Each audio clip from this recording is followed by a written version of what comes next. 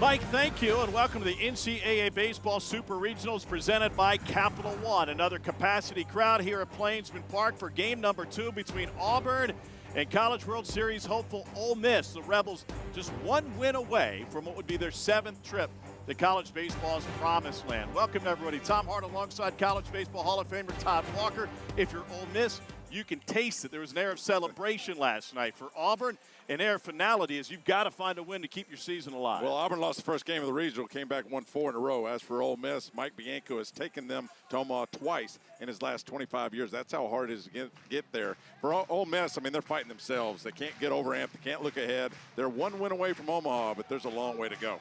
Pair of home runs for the Rebels last night in the 6-4 victory. And so now, game number 2 of the Super Regional. Auburn is the visiting team on the scoreboard. Mason McCrane is back in right field after he's limited to DH duties last night due to illness. He'll lead things off. He had 3 hits last night, but the Tigers left too many men on base. They're going to face a fireballer. Taylor Rabe, the 6'5 sophomore from Greenville, South Carolina, has elite heat. Been dominant lately. Last 2 starts against Alabama and Nebraska in the regional. He's done 6 in each start, 1 earned run total. 36 strikeouts in his last 3 starts. High velocity fastball, can touch 100 miles an hour. Yeah, that is a 9-to-1 strikeout to walk ratio. 90 Ks, just 10 walks in the season, and a first pitch fastball at 95 to get things started. That fastball will touch triple digits if he is feeling right today.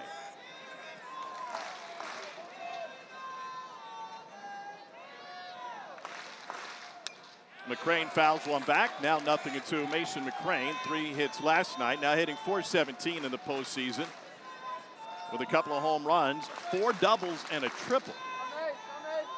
He's just a complete hitter. Last night he went the opposite way down the left field line for a double. And then he came up in the 9th and hit a home run to right over the batting cages. A lot of power from this kid.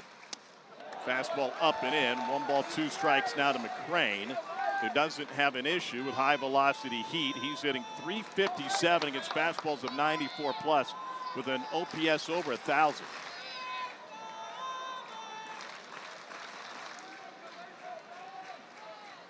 "90 home runs on the season for Auburn. The power came late in the year. McCrane starts with a 1-hopper to Will Furness, and he'll win the race to the bag for the first out. Let's take a look at Taylor Rabe's pitch usage. Yeah, we talked about the fastball, the 4-seamer. The cutter will come in, the 2-seamer at 92 miles an hour. He throws sliders to right-handers, change-ups to lefties. The breakers, the cuts and the sliders, get 40% whiff. And he is number 1 in the conference in the SEC in strikeouts per 9. That's 13.7. He's dealing with an Auburn offense which has found its power stroke in the postseason. 17 home runs. And first pitch, Eric Guevara jumps on a first pitch fastball. If you know he's going to bring 96, you can time it up, and college hitters are better at that than they've ever been. Comes in at 96, goes out at 103 miles an hour. Eric Guevara had a 17-game hit streak snapped in April. We know how good he is at third base. He's an all-SEC defender, but he just turns his first pitch fastball around right back up the middle. And now Chase Fralick, who went through an 0 for 3 last night, and that 0 for ended a 5-game home run streak for the Auburn catcher, sophomore from just up the road in Peachtree City, Georgia. First pitch fastball up and away, 1-0. If you're Auburn, this is a must-win game, or your summer starts. How important is a good start? Well, I mean, they're 18, 19-year-old kids, so they're impressionable. So any kind of run you can get early makes them feel better about themselves. Clearly a good start would help. And Fralick sends that in the Ole Miss dugout. First off speed we've seen from Ray. Butch Thompson's team got swept in the Supers last year by Coastal Carolina. They lost a heartbreaker in game number 1 in extras, even though they hit the ball hard right at guys, and that was the same case last night. They put the ball in play, but a bunch of atom balls. 97, they say didn't go. John Brammer at the plate last night, is down the line at third. David Savage is behind the plate for this crew. Let's take another look. Chase Fralick right at the limit. John Brammer down third base line said he didn't go. He set an attendance record in this building last night. Well, in and out of the building, 10,121. They also count the folks who bought tickets to the parking garage, which is technically outside of the stadium. And, well, we might set another attendance record today.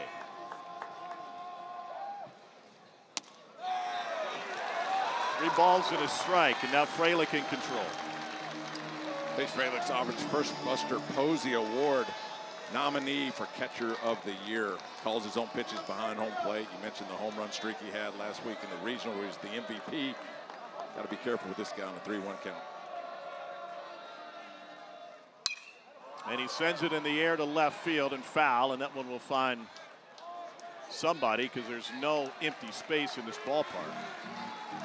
They've just gone final after a lengthy rain delay in Morgantown. The Mountaineers advanced their first ever College World Series, a couple of blowouts. They take care of Cal Poly today. Easy for me to say, 17-1. 29 runs for West Virginia in 2 games. And you had them last week. They're impressive. Yeah. That is a gritty, tough team.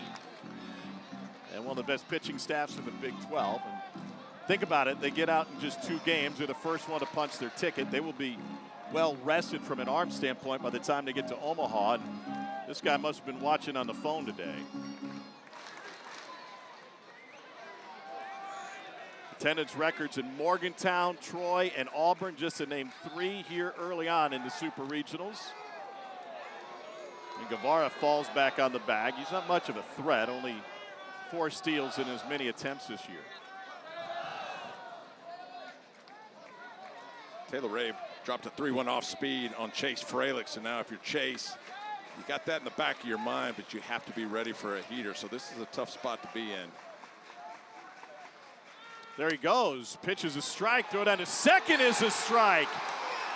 Wow, Ole Miss turned the traffic around numerous times on Auburn last night, and a strike him out, throw him out double play to end any Auburn threat to start this one. Taylor Rabe drops the off-speed 3-1, so Chase Fralick's looking for the same pitch, gets burnt right down the middle on the fastball. Strike him out, throw him out. Ole Miss off the field in the first.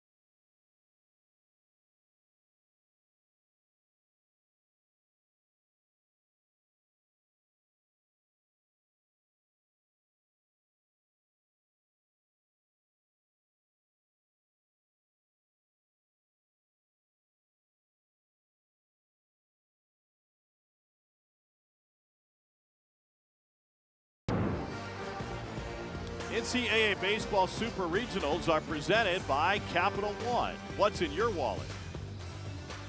Tom Hartod Walker, game number 2 at Plainsman Park in Auburn, Alabama. And here's a look at this power-hitting Ole Miss team. Judd Utermark with a massive 2-run home run last night.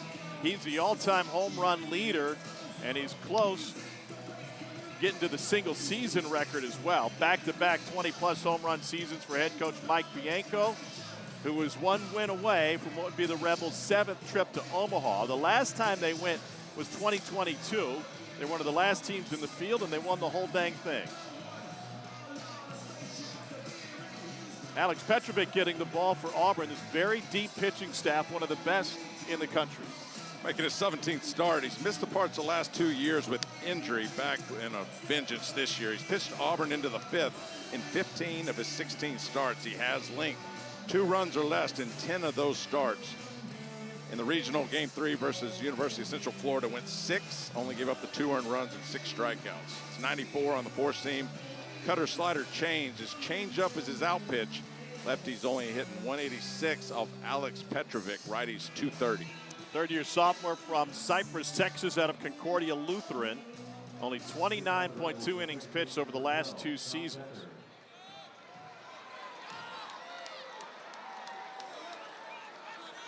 And he starts with Dom Decker, made it to Omaha last year with Murray State. Decker 2 for 5 last night. And a first pitch strike into Decker. Junior from Sellersburg, Indiana. He has found his power now in Oxford. Double-digit home runs for Decker.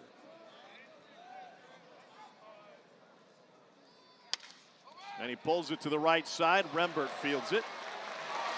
And 1 down as Chris Rembert handles it. Here's a look at the bracket. West Virginia punches its ticket. Over on ESPN2 right now, Troy and Little Rock doing battle. There will be a Game 3 in Chapel Hill. The fantastic pitching performance that North Carolina got from Jason DeCaro. A complete game 2-hit shutout. And that was after Southern Cal had found its offense, Doc. Yeah, I mean, 68 runs scored by USC in 6 games up till today. Gets shut out. What a great job by DeCaro for North Carolina. We know how good that pitching staff is. That series tied at 1. Here's Judd Udemark, senior from Charlotte, North Carolina. 22nd home run of the season last night. Powers balanced out with the whiff. He struck out 10 times in the postseason in 4 games, but of his 4 hits, 2 of them have left the yard. Ole Miss has struck out 649 times this year. That's most in the SEC. But they can hit it a long way as well.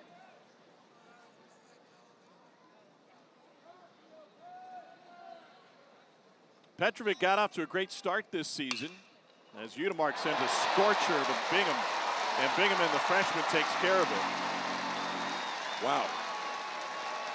We saw Will Furnace pick one in the top of the first. Pretty similar. Bingham, the freshman over there, like a cat. And that's hard to do, that short hop. You got to go out with the glove and meet the baseball. He did that perfect for the second out. So here's Furnace, who was 0 for last night.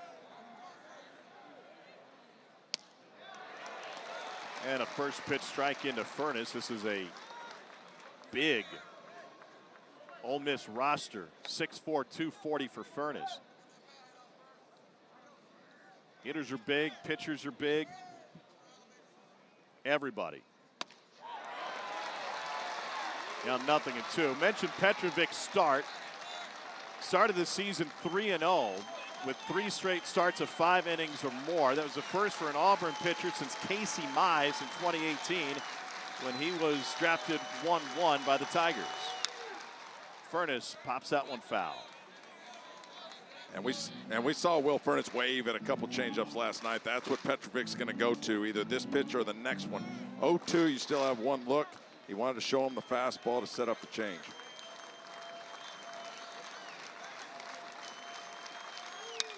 And Furnace sends it right back up the middle. Guevara's got it and takes care of it. Petrovic with a thumbs up coming off the field.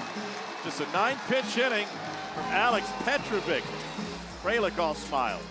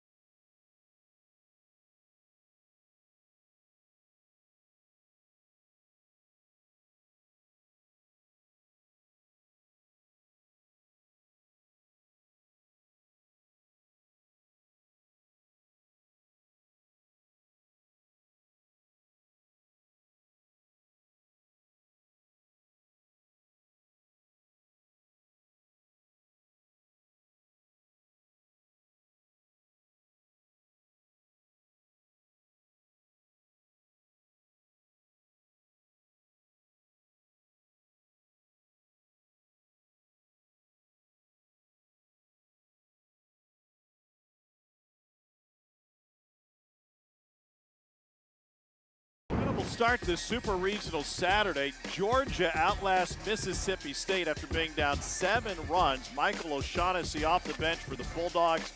Game-winning 3-run home run in the bottom of the 8th, one of his 2 home runs of the day. Did you see that stat? When teams are behind 7 runs or more in the last 3 NCAA tournaments, they are 0 and 149 until today. Georgia down 7 through 3.5 of that game. They go home run in the bottom of the 4th with Jackson and Lujo score 5, come back and beat Mississippi State.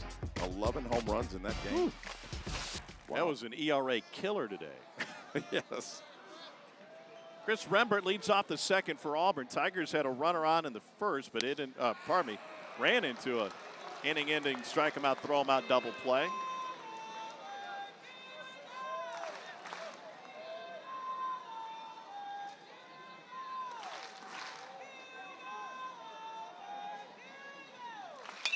And Rembert chops one to the right side, and it gets through. Leadoff hit for the Auburn second baseman. And that extends the hitting streak to 19 games. That's his 30th hit in those 19 games. Chris Rembert on a heater. Just finds a hole. They had him shifted to the left a little bit, and he gets a fastball. He just waits on and pops it through the right side. Leadoff base hit. It's a young Auburn team, and that includes Ethan Bingaman, freshman from California, who was originally committed to Cal Baptist before Auburn discovered him on a couple of summer ball trips to the Southeast.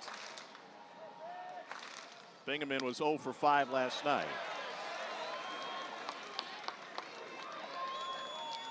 Auburn's got 4 freshmen in this lineup, 3 sophomores, and only 2 juniors, no seniors.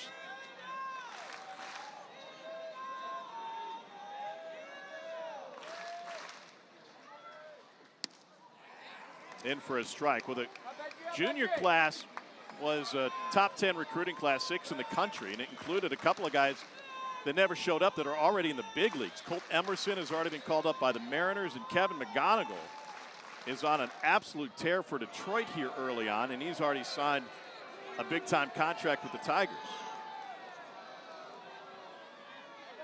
They have gotten it done on the recruiting trail in recent history, and a couple of those departures in that class, a reason why this Auburn roster tilts even younger. Fouled off by Bingaman.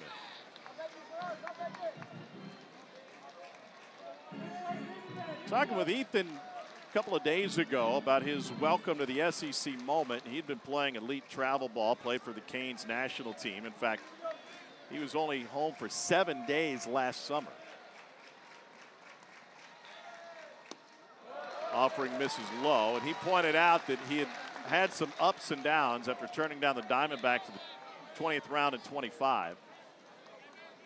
Was the number 6 rated freshman in the nation coming into this class. But then went 6 for 12 against Oklahoma with a 3 home run day.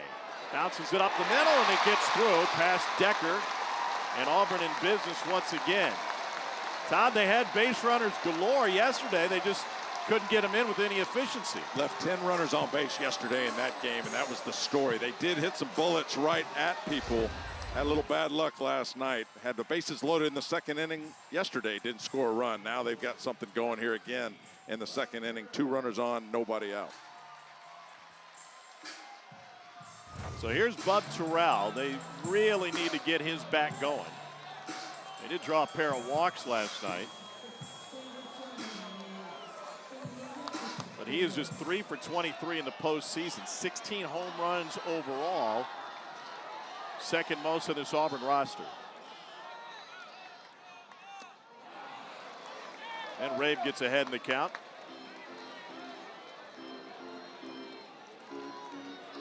Bub Terrell last night was pretty impressive. He was sitting on some of that off-speed, staying back. That's hard to do in these emotional games when you're overexcited at the plate. You get jumpy. But Bub Terrell took his walks, 2 walks last night, was 1 for 2, and he can hit it a long way. He's a big kid, 6'3", 240. Hadn't seen a fastball yet, nothing in 2. Tigers had multiple runners on with nobody out twice yesterday and scored just 2 runs in those opportunities.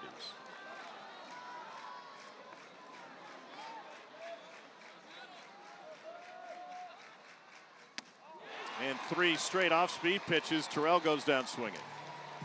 Yeah, that's a nice job by Taylor Rabe. Just pulling the string on 3 straight pitches.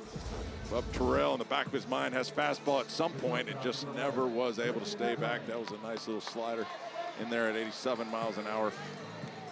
Bub Terrell right over the top of it. Rabe 4th in the SEC, 13 Ks per 9 innings pitched. 90 strikeouts against just 10 walks this year. That is insane. Yeah, 70% strike thrower, Taylor Rabe. On top of that, high velocity fastball, and obviously has command of the off speed as well.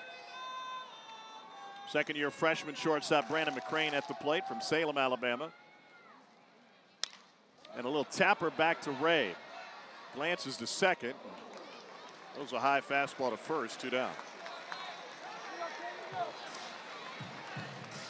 That can become a thing when you get a lot of guys on and can't get them in.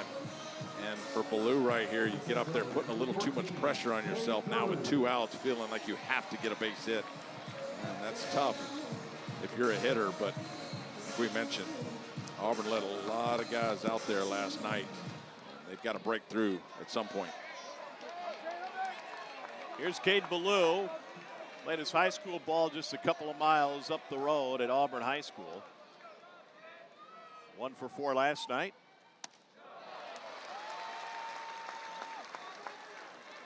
Hitting .350 this postseason with 3 home runs and a double of his 7 hits. Auburn, after working its way through its home regional, losing game number 1, is averaging 9 runs a game in the postseason. Breaking ball in for a strike, 1-1 to the lefty. Good spot for Taylor Rabe. Right on the inside corner, shows him the slider. And at this point at 1-1, you really don't know what you're going to get. But after this one, you have a better educated guess and you kind of work the process. But first base is open, so he doesn't have to just throw a fastball right down the middle.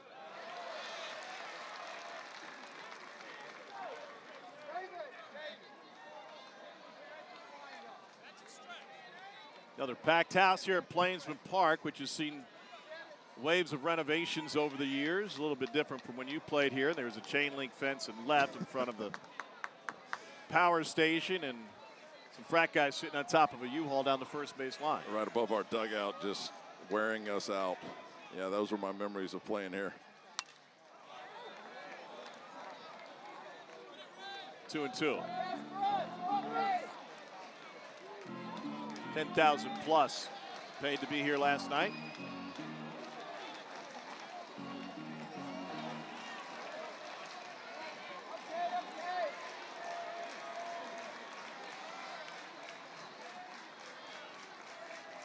Two. Swing and a miss. And Rabe mixes in the cutter to take care of Ballou. Couple of strikeouts here in the second after the first 2 reach. Auburn misses again.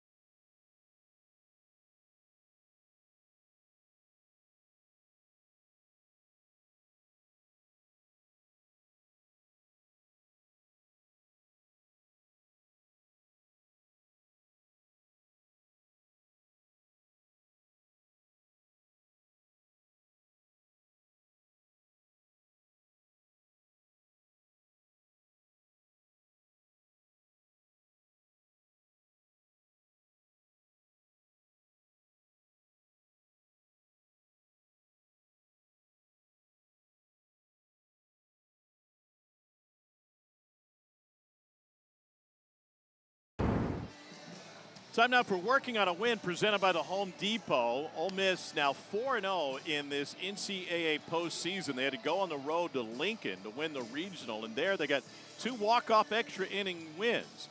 It was an early morning victory against Arizona State game 1 in the 14th inning, and then in the finale against Arizona State.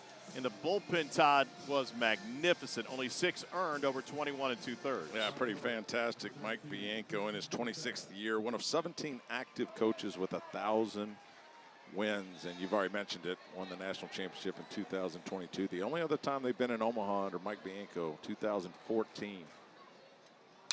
And first pitch to Tristan Becerra has popped up and out of play. In 14, they had to go on the road to do it. They were in front of a hostile crowd in Lafayette, Louisiana. And then in 22, one of the last teams in, they spent the entire time on the road. Tim Elko was the folk hero of that one. Good enough to win a national championship, play on a torn ACL. You get a statue.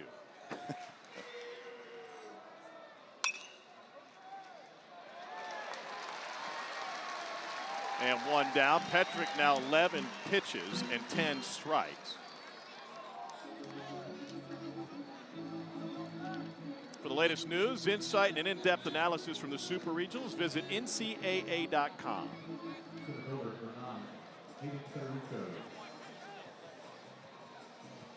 Alex Petrovic's family, both parents played basketball in college. Sister played at Loyola University in New Orleans, so he played basketball in high school himself. So he's an athlete on the mound. He is a strike thrower. And again, part of this 4-headed monster for Auburn. The starters just so good. Hayden Federico looks at a breaking ball for a strike. And to your point, Auburn came into this Super Regional 6th in the country in ERA, number 1 in strikeout to walk ratio, and number 2 in the country in WHIP. Federico, high school quarterback for a powerhouse program in West Monroe, Louisiana. Yeah, I'm down the road about an hour and a half, and you know a lot about West Monroe High School from Shreveport, Louisiana. That's where Duck Dynasty was born, if you don't know or have heard of Monroe, West Monroe. Did you ever grow a beard out? I've been known to do that. Yeah, not like them. No, that's one of a kind. Rembert, fantastic glove work. And there are 2 down here in the second. And Hayden Federico can run. So for Rembert, who's deep in the grass, has to get up quickly, make an accurate throw. Good range. Right there on that play, Chris Rembert to his left. It's always a little less difficult for a second baseman to go to your left than it is to go up the middle to your right. And he was shaded over that way. Nice play. Petrovic likes it.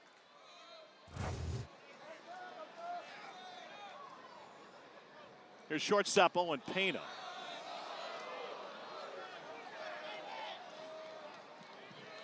Sophomore from Poughkeepsie, New York. He was a top 25 recruit in the 24 class.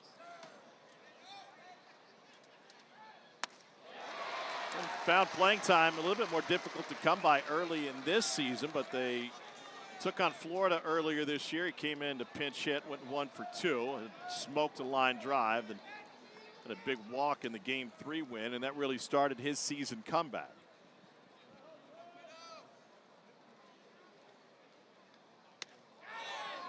93 tugged inside.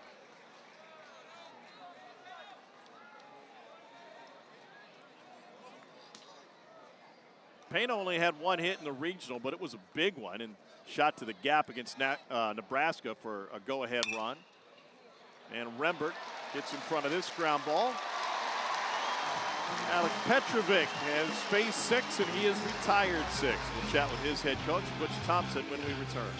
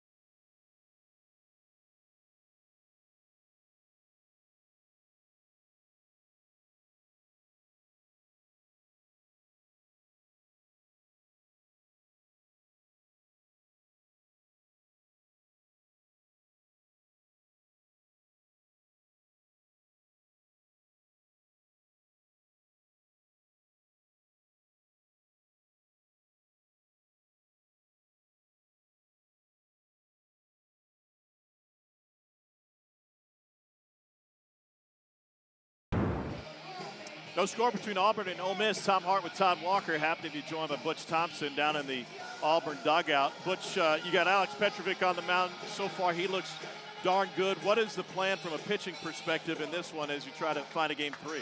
Well, he's welcome to throw the whole game if he wants to.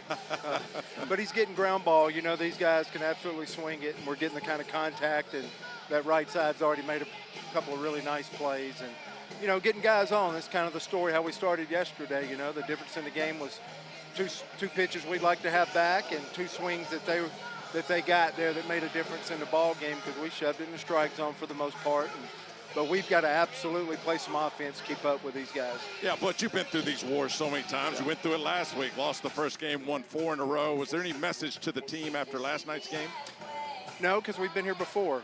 Nebraska series, at Florida series, a Mississippi State series. You know, and you bring up last week. It's like, hopefully it's a comfort zone for us, but we got to get these bats back hot, and we might have to speak it into existence before it happens, because we're down to it. Butch, thanks for the time. We appreciate it. Thank you. Well, Auburn went on an incredible run late in the year in SEC play to win series after series before Georgia came here at the very end of the year. Auburn started 4 of their 10 SEC series with a loss. They came back to win 2 of those. He mentioned on the road at Florida. They also did it on the road at Mississippi State. Yeah, they won 6 in a row, 6 series in a row under Butch Thompson. He's great. I mean, you know, he talks about, look, I'm not going to be with these kids forever. So he allows Chase Fralick to call his own pitches. The pitchers have freedom to shake and do what they want to do. And he teaches them up before they get on the field. And then they're out on their own doing their thing. And we've seen how that has worked out. Most of this team will be back next year. And Butch Thompson in his 11th season just gives them the freedom to play. And that's what I love about it.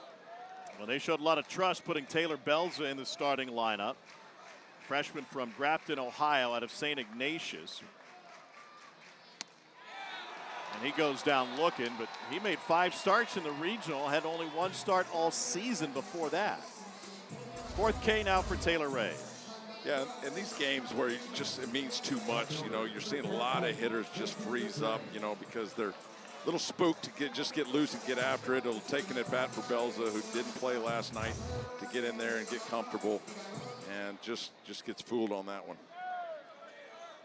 Back to the top of the order, and Mason McCrane. Taylor Ray 1 trip through, 4 Ks and 3 hits, but they're all 3 singles. And 96 over the black for a strike to McCrane. McCrane had a monster regional. Hit .350 of his 7 hits. He had 3 doubles, a triple, and a home run. He also reached base 6 times via walker hit by pitch.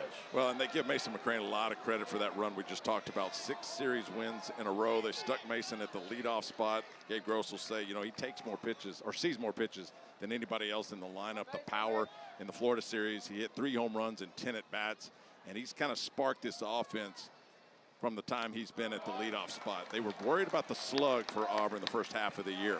They could death by 1,000 cuts. They had 8 300 hitters in this lineup. But the second half of the season with Mason McCrane in the lineup, started popping some homers, and they've been powerful.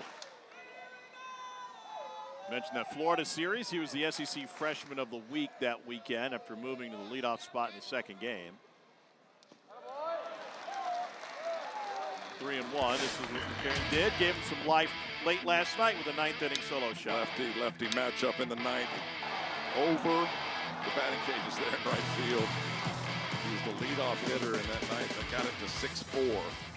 That's where it would end up. But Mason McCrane, 10 for 25 in this NCAA tournament with 2 home runs. And McCrane sends this one to second. This is Don Decker. 2 down.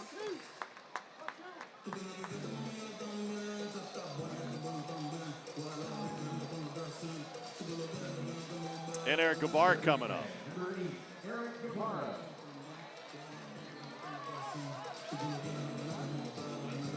Junior from Panama City, Panama, played in the States at Georgia Premier down in South Georgia. He had a couple of injury-plagued seasons before he got to this year. And that included the postseason last year. He started the first 2 games of the regional before an injury cut it short. He was a high school shortstop, played some some shortstop here at Auburn, and then when they found Brandon McCrane, moved him over into his most comfortable spot over at third, where he is an all-SEC defender. And that ball smoked just foul.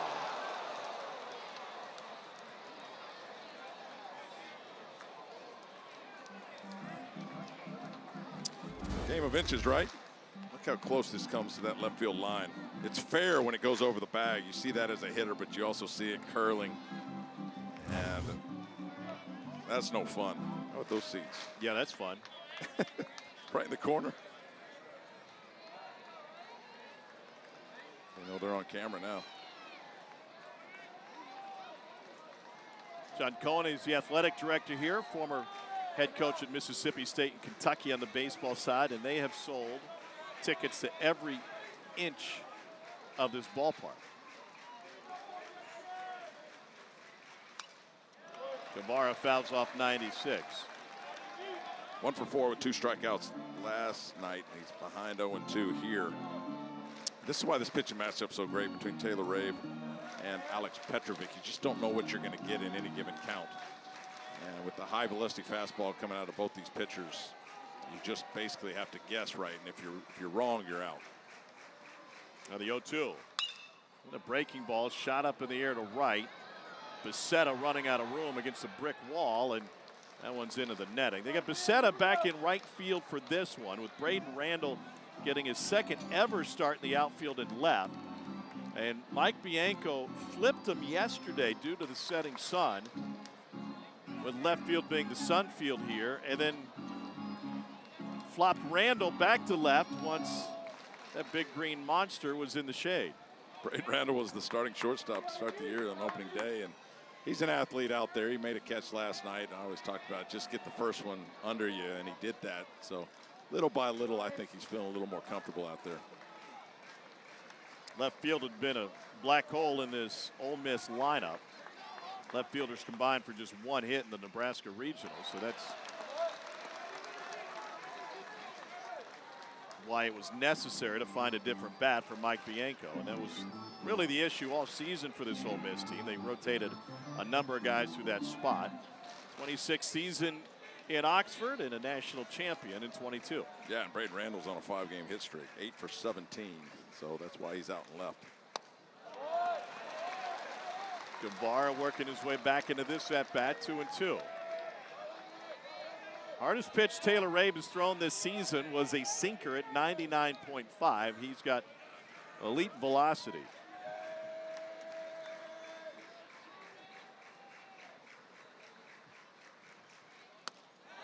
And he spins it in for strike 3 to Guevara. Home crowd thought that one was up. But the Tigers go down in order. That is the 5th strikeout now for Taylor Rabe. Yeah, backup slider that just holds its plane right at the belt. A little bit high. Guevara thought so, but David Savage behind the plate didn't.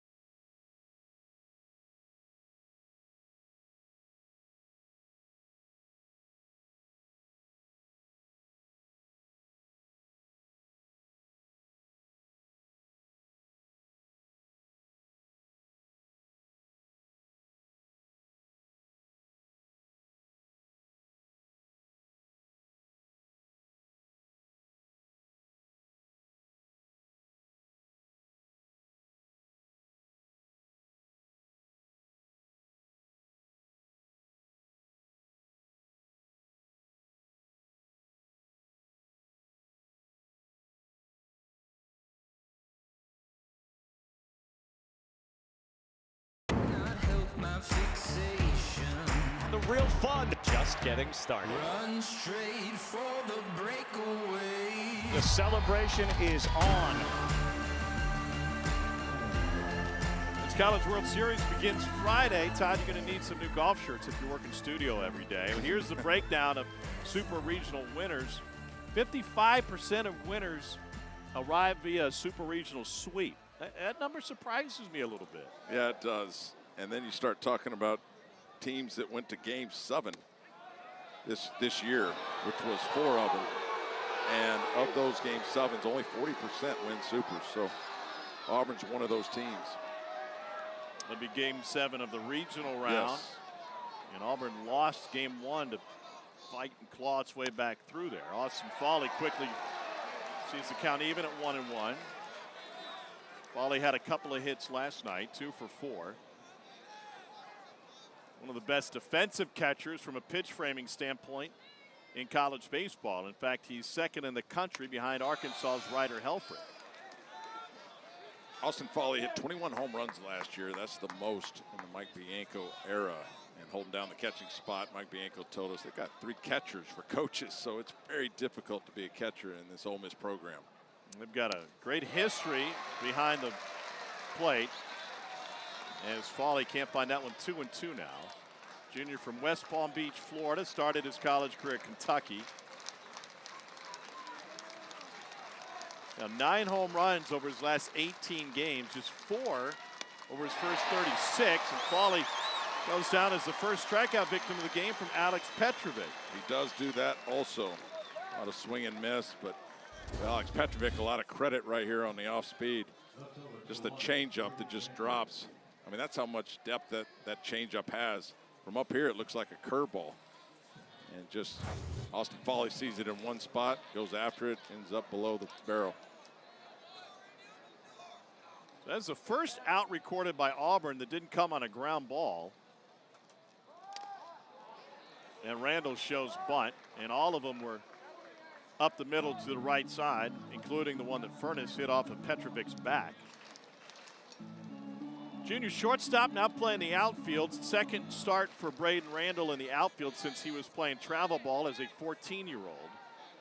Both come each of the last 2 games. 2 for 3 and a couple of ribbies last night. And fooled on that one, 0-2. Yeah, that's just a guess. That's just thinking he's going to throw a fastball and I'm swinging no matter what happens. And now Braden Randall has to tighten up, really stay back and see it. Probably eliminate the pull side, look up the middle the other way, let it travel.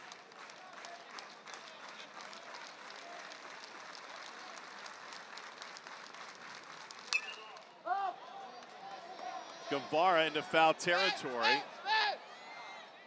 and runs out of space. So no, Auburn defense, it's been pretty good over the course of the season. But middle of the pack in the SEC, it's headlined by Guevara, who's 5th in the country defensive runs saved for a third baseman.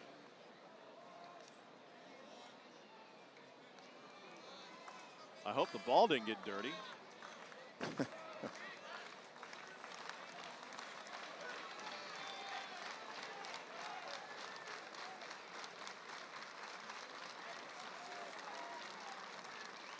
Randall, the 8-hole hitter. He sends that one straight back. So you see a lot of, Auburn's got 3 pitching coaches over there in that dugout. Butch Thompson, of course, the head coach, is a pitching guy. Everett Tieford and Scott Foxhall, who won the national championship with Mississippi State back in 2021. And you see how the pitch sequences work. So what I just said, you know, they've got Randall staying back. So then Alex Petrovic knows that. He pumps 2 fastballs in there and a third. Back-to-back Ks for Petrovic. And just elevates that one. No chance for Randall to catch up to that pitch. But if you're Randall, you're having to protect against the off speed, and that's when Alex Petrovic goes to work. Fastball, fastball, fastball finally gets him to bite on that one above the belt. Here's Colin Reuter, senior from Olive Branch, Mississippi, transferred in from BYU. Was with the Cougars for 3 years, 94 games out west. Honorable mention Big 12 selection a couple of years ago. Now in his second season in Oxford.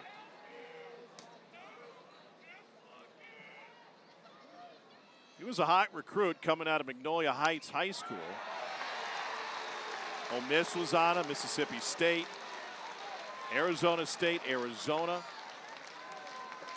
He's a third-team high school All-American and the Mississippi Player of the Year. Led his team to back-to-back state championships. Petrovic trying to K the side, the 0-2 in the dirt. Colin Reuter fed off of LJ Cormier last night in the 6th. They just put LJ in the game. First pitch goes deep, dead center in the top of the 6th. That gave Ole Miss their 5th and 6th runs, and they would hold on to win that one last night. Into center. Ballou. Nice casual bottom of the 3rd. Petrovic, perfect one trip through the order. We'll talk with the Ole Miss head coach, Mike Bianco, after this.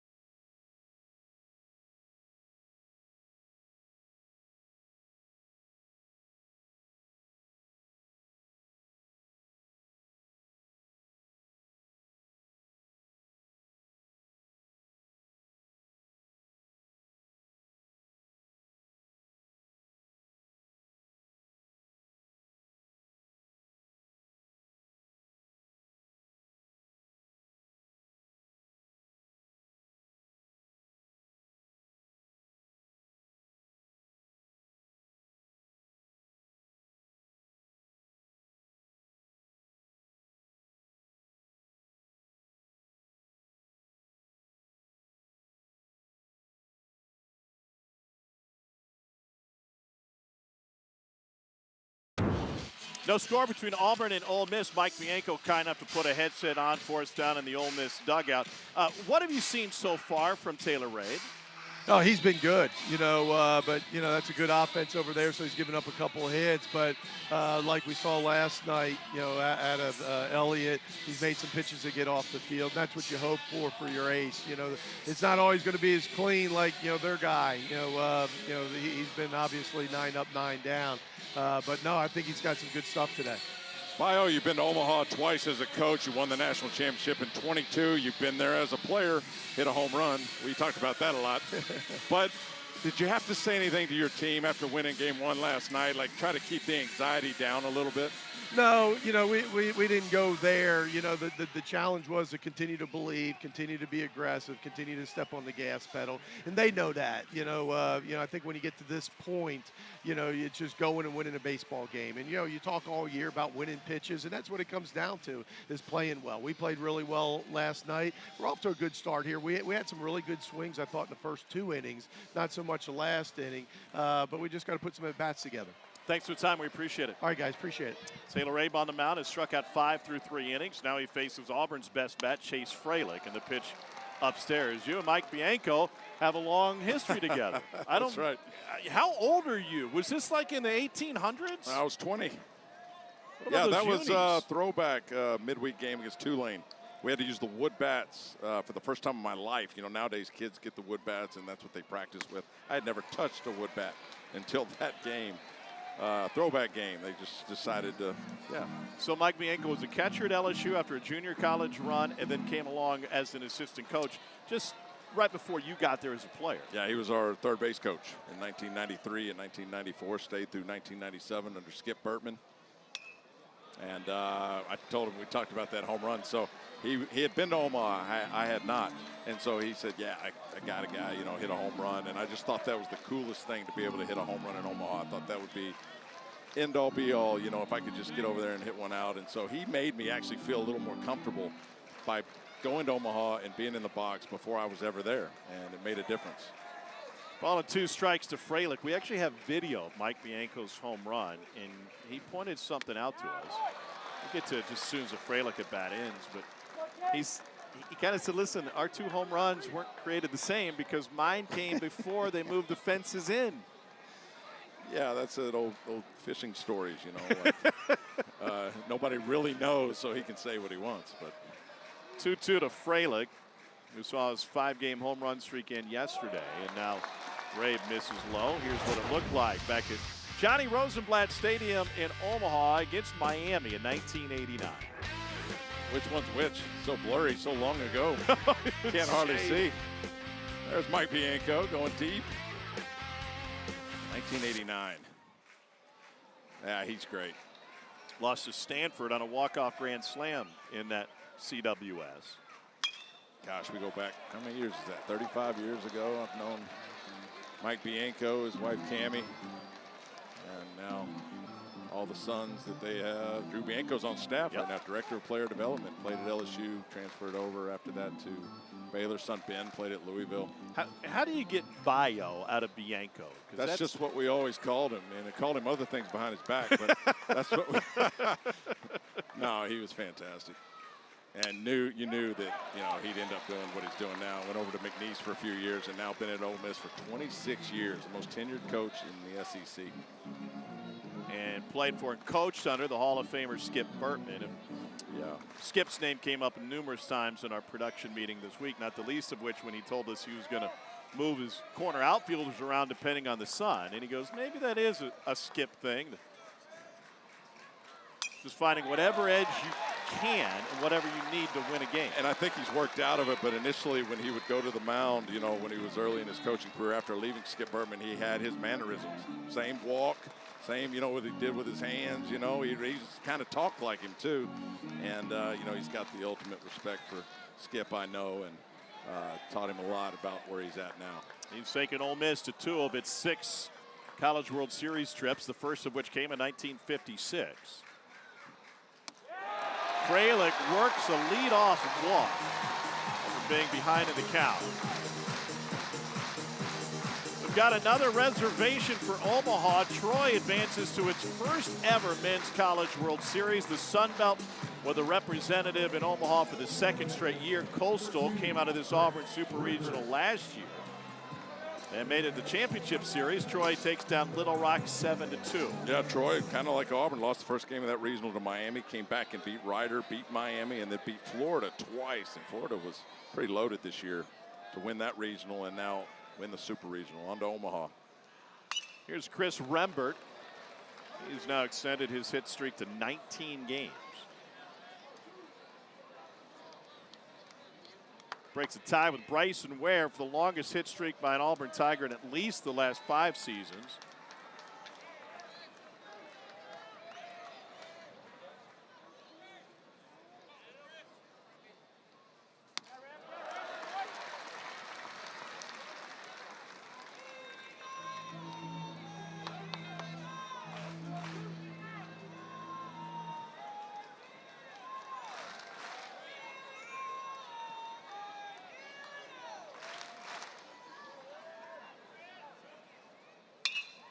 Poked the opposite way, but flagged down by Decker, and they get the lead runner, but just barely, with Pano having a drop anchor coming across the back.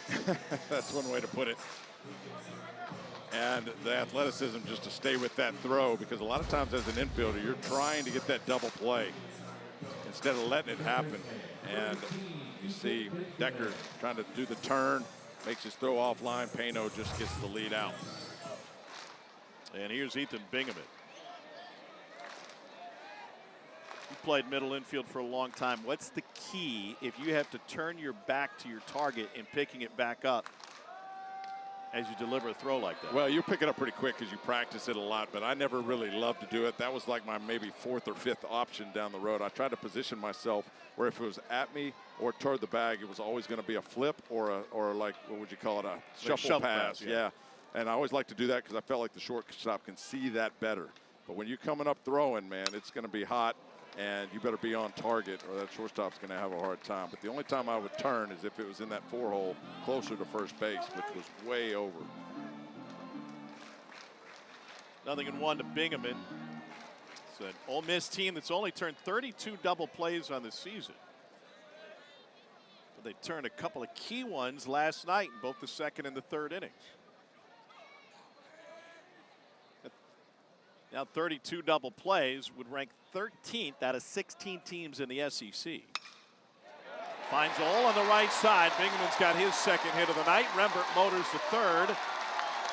And Auburn with runners at the corners with one down. Great hitting. Decker's in double play, depth up towards second base. Ethan Bingaman just lets it travel. Again, for a hitter, the easiest way to do that is just think changeup, think off speed, tempo, and gets the fastball middle in. Doesn't do too much with it, just down to the right side where there's the big hole, and puts runners at the corners with only one out. Auburn needs to take advantage of this situation here.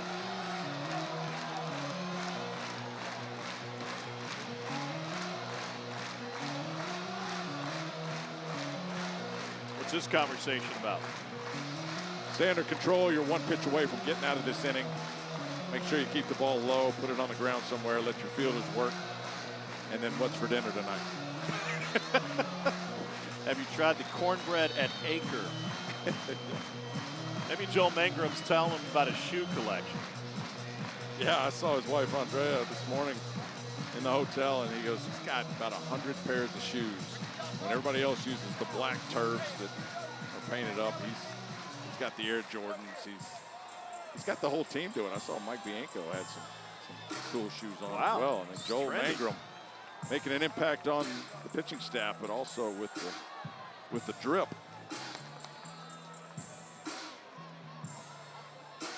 So here's the inconsistent as of late, but always dangerous Bub Terrell. Struck out on a slider his first time up. He didn't see a fastball from Taylor Rabe, who's got a fastball in the upper 90s. And that's what you do. You know it's coming, so you sit on it. And Bub Terrell saw that right out of the hand, doesn't even flinch. And now Taylor Rabe will throw that 96, 97 mile an hour fastball in there to show him, to get him jumpy again, and then he'll come back to the off speed. But he better put that fastball in the right spot. Bub Terrell can hit it a long way.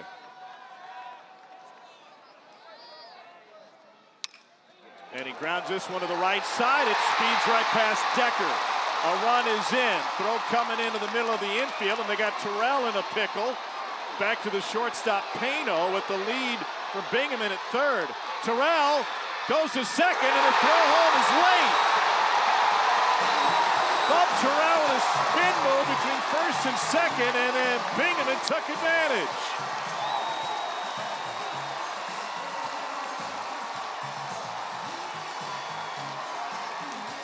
That is all Bub Terrell right there. Seeing eye grounder through the right side, makes a wide turn, thinks he can get to second but can't. And now his job, he thinks he's going to be out, but his job is to just stay in it long enough to get that run across, and he does both. Not only does he score the run, but he makes that turn just at the right moment, makes Will Furnace look away from him, throws offline, third run across for Auburn, or two. What a move by Bub Terrell. Well, Terrell looked like he was back playing high school basketball and running suicides the way he kept going back and forth. And now Brandon McCrane and the Auburn faithful feeling good about a two-run lead. First pitch in for a strike to McCrane. Those are some of the moves they didn't make last night when they left 10 on. Not only that, you don't practice that. When I grew up, we would go in the backyard and we'd play hot box. That's what we would do, but you don't practice that move. So it's all Bub Terrell right there.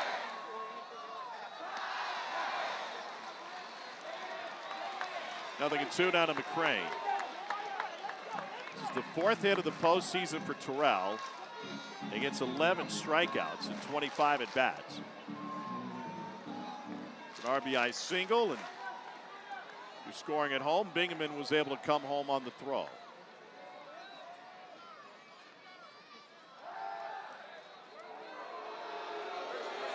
What about the execution defensively for Ole Miss in that rundown? Well, you have to go after the runner, right? But you're keeping an eye on the runner at third, and it was just perfect timing. When the ball was released to Will Furnace is when the runner took off, Ethan Bingaman, and just perfect timing. Bingaman can run, and Will Furnace hurried it. Wasn't a bad throw, but just enough offline, and a nice slide by Bingaman at home plate. I don't know there's much you can do except give up on the runner at third and get after Bub Terrell, but you're not going to do that because you don't want him to score.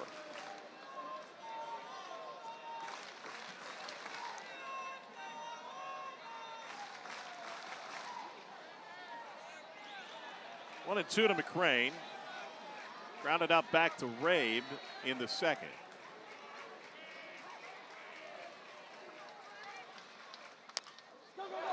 And Rabe will track this one down with a bare hand. And in time to take care of McCrane, Terrell advances to third. It would take that big time arm from Taylor Rabe to make that play. Bare hands it too, so he saves himself a little bit of time and just a rifle over to first base to get Brandon McCrane. Watch this. Jumps off the mound, bare hands it, and just a bullet over to first for the second out. If you hurry that one up, meaning you think you got to be quick enough to throw it, you're going to drop that baseball. So nice job by Taylor Rabe just keeping his concentration to catch it first and then make an accurate throw. Here's the 8-hole hitter, Cade Ballou.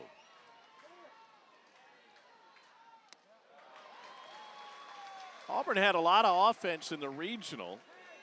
13 times in the regional they put a crooked number on the scoreboard, but this is their first multi-run inning in the Super. But Thompson talked about that regional win having to come from behind. He said it was the toughest, most rewarding regional he's been a part of. And the bunt's popped up. And that will close the Auburn fourth. But Todd Bub Terrell with an RBI single. Then he created some chaos on the base paths. Made a little bit of mistake, but what a great move right there at the moment when Binghamton's scoring. Bub Terrell is fired up.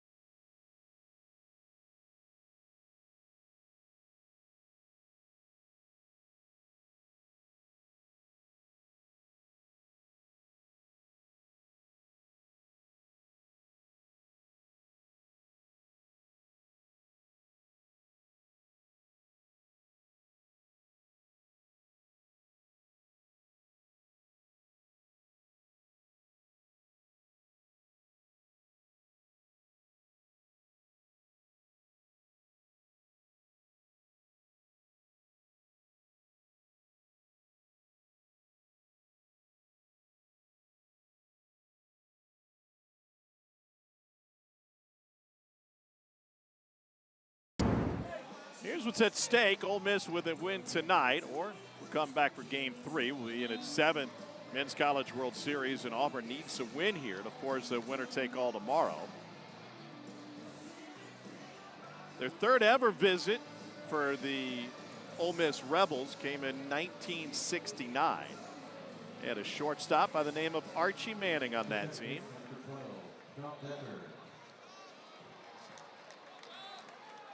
Archie had already been drafted out of high school by the Braves, and then turned out football was a pretty good move for Archie. Peyton Manning came and took infield with us when I was at the Rockies. We had Todd Helton, of course. That was the connection for the University of Tennessee. And you would think Peyton would have this rifle of an arm, but he spun it. You know, so a lot of quarterbacks you see throw a baseball, they have that spin. So it's a little underwhelming. Beautiful stop, and the throw over by McCrane to take care of Decker. ESPN is the home of MLB.tv. Stream every out-of-market game live or on demand using the ESPN app. Blackout and other restrictions apply. For more information, go to ESPN.com/MLB.tv. Did you tell Peyton you were underwhelmed? No, I would never tell him that. I would never say that public. Yeah, fantastic quarterback. I mean, it was a star moment. You know, it was really cool to be around him. The very brief times I've been around him, super nice. Here's Judd Utermark. Of course, he took over for Helton at quarterback at Tennessee when he was just a freshman a few games into that year. The legendary story is that Helton was on the football practice field when they had open tryouts for some walk-ons in Knoxville. And there was a graduate assistant throwing BP. Well, this guy walked up and took a couple of hacks and just started hitting bomb after bomb, to which he hurriedly ran into the coach's office and says, "I think we found a dude." And head coach comes running out and goes, "Yeah, that's our first baseman and closer. We already know about him. He's just playing football right now." Helton hadn't told the guy. Pretty good major leaguer.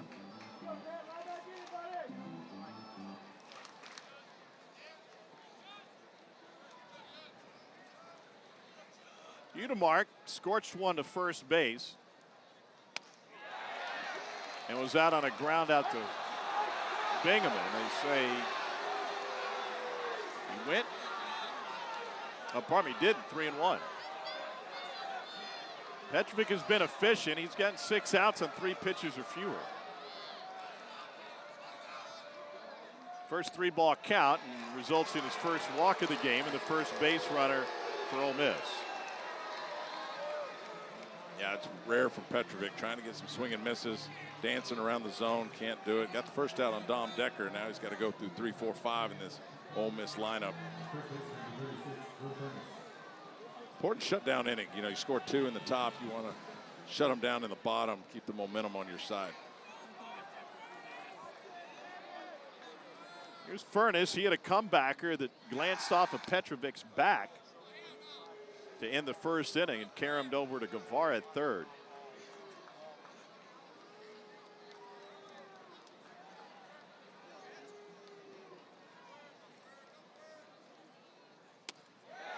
Fooled him on the changeup.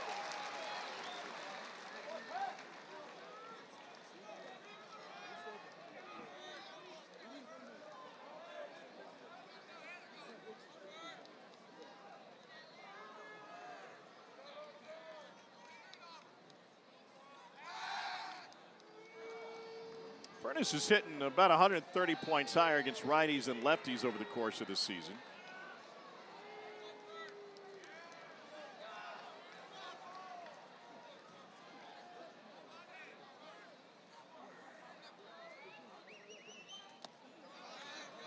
And misses low that time. It's on top of War Eagle Wall. They just put those seats in a couple of seasons ago to mimic even further the Green Monster in Boston. Beautiful view. Well, those are the first people they let in the stadium, and we watched them as we're sitting here just run to get those spots. Yeah, I thought it was funny. There are a couple of Ole Miss bullpen pitchers, relief pitchers are on top of the wall to help shag, and then all of a sudden they were surrounded by, like, I don't know, 200 of their closest friends. Yeah. Beer Can Jenkins up there. 1-2 to Furness. Another off-speed pitch rolled over to Rembert to second for 1, on to first, and a 4-6-3 double play. Petrovic has faced the minimum through 4. Will Furness has been jumping at that changeup for 2 days now and gets out in front right to Rembert. Pretty picture perfect. 4-6-3 with McCrane. Watch this. It's nice and easy, smooth around the horn. There's your answer. No runs for Ole Miss in the bottom of the 4th.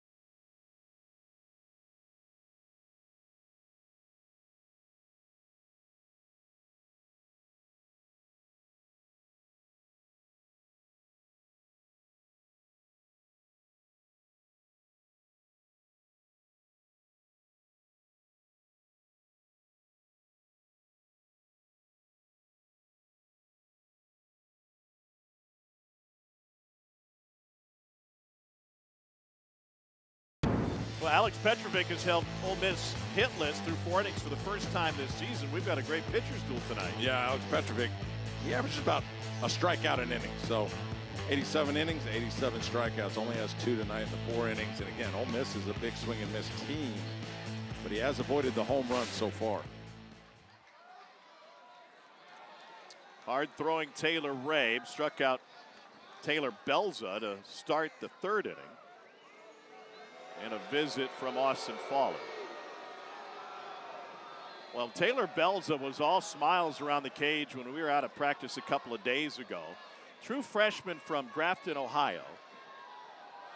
Played his high school ball at football powerhouse St. Ignatius. He only had 1 start before the regional, and then rolled out with 5 starts in the Lincoln Regional and had 5 hits.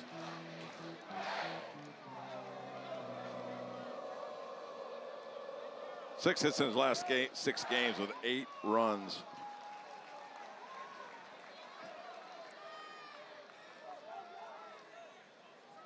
First pitch to Belza. What an opportunity to be playing your best baseball and take advantage of getting in the lineup.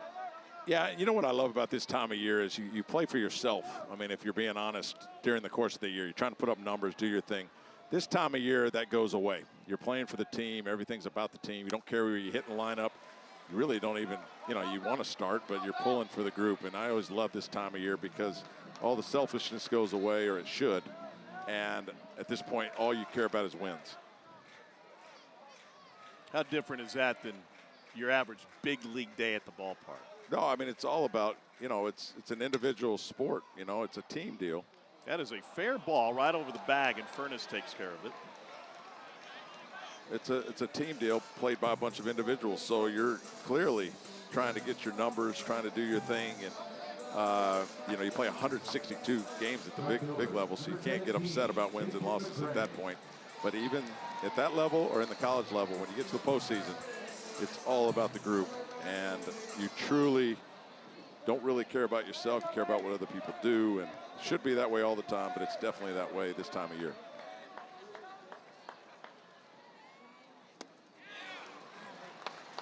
Here's Mason McCrane. He is 0 for 2 with a couple of groundouts.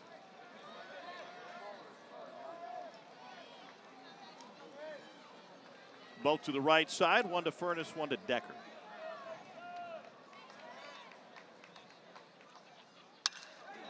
And Decker can't reach this one. 1 out single for Mason McCrane. And it gets by the right fielder, and McCrane goes into second. An extra 90 for Mason McCrane. Yeah, and he can move. 3 for 4 last night. 0 for 2 coming into that at bat. Base hit right up the middle. And that's a big extra 90 to get into scoring position going through the middle of this order. 2, 3, 4 coming up from Auburn. Right down the middle. And the only thing that kept Mason McCrane off of that one is he was looking off speed. Pops it up the middle.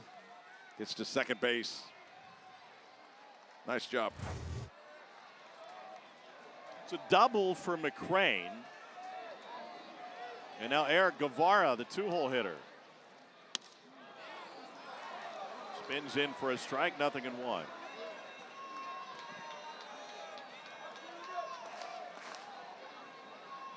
Deep dive into the numbers, in Auburn over the course of the season, which is a good stolen base team, has not been a great team when it comes to taking extra 90, whether it's straight base running or the batter getting an extra base.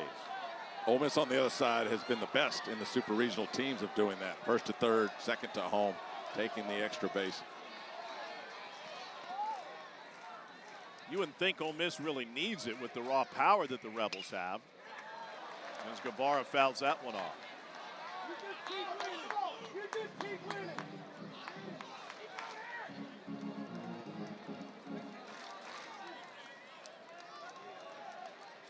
Guevara's played on the Panamanian national team.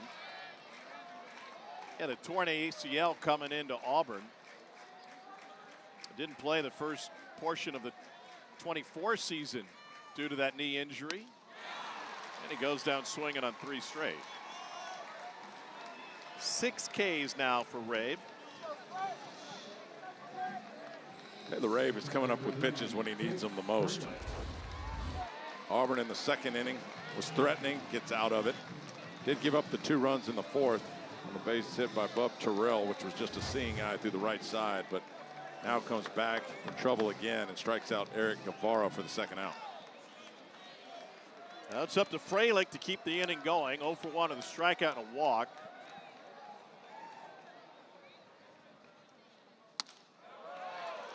And first pitch 95 is up in the zone. Yeah, and you're not going to intentionally walk him, but I don't know that this is a scenario where they want to pitch to this guy. First base is open. You do have 2 outs. Program record, 5 home runs and 15 RBIs in the regional, where he was named most outstanding player. So another fastball up. Yeah, so they're going to try to get him to swing and miss on something, but if he stays patient, they're going to walk him.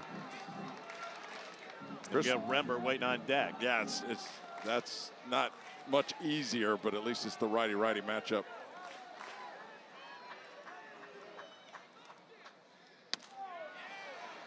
Last weekend, over the regional round, Fralick hit more home runs than 35 teams in the field, and he drove in more runs than 21 teams. And I always felt like this situation freed up the pitcher to throw quality pitches. Saw the 2-0 right on the corner because he doesn't care if he walks him. That was right down the middle. He got away with that one. And this becomes the chess game. Chase Fralick thinks they might be walking him, and so you're not ready for the dead red fastball.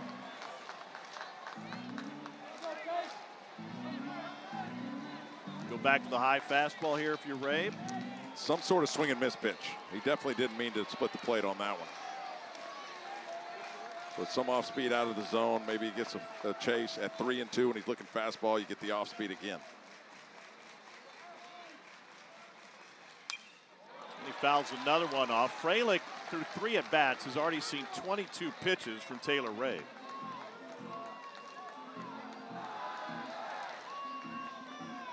Rabe started him off with a couple of 4-seamers up and out of the strike zone.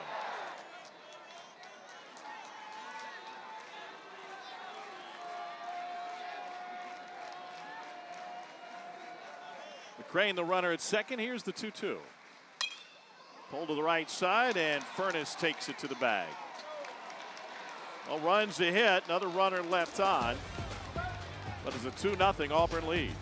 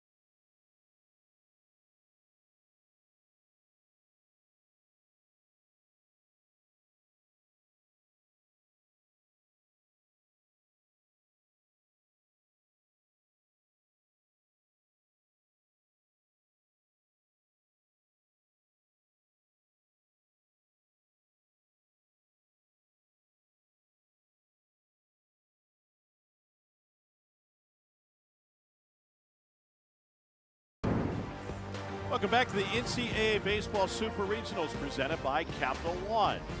Sold out Plainsman Park in Auburn, Alabama. Tom Hart alongside Todd Walker, a fantastic crew with you for Game 2 of this best-of-3 Super Regional. Visiting Rebels from Ole Miss took game number 1 6-4 last night. Walker Hooks was magnificent out of the bullpen to get the last 6 outs of the game. He would be available out of the pen tonight. Alex Petrovic has now taken Auburn into the 5th, 16 of his 17 starts. And that's what you love about this kid, just able to pace himself mix pitches well, get through the lineup 3 or 4 times. Here's Tristan Becerra.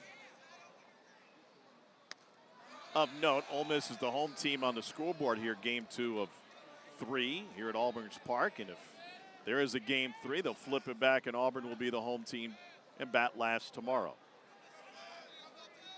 Becerra was a big threat over the course of the season. Team high 22 home runs, but he has really labored in the postseason. Just 2 for 18. Now, granted, his 2 hits left the yard, but he is the poster child for this Ole Miss offense. A lot of pop and a lot of whiff at the same time. Yeah, first 3 years at Clemson, only hit 10 home runs total there. He did have 9 home runs in SEC play this year in 30 games. And 22 home runs on the year. He can change the game with one swing, and this is the guy they want to face with nobody on for sure. He had 9 home runs against SEC pitching, but a sub-200 ERA. And that's only 9 of 22.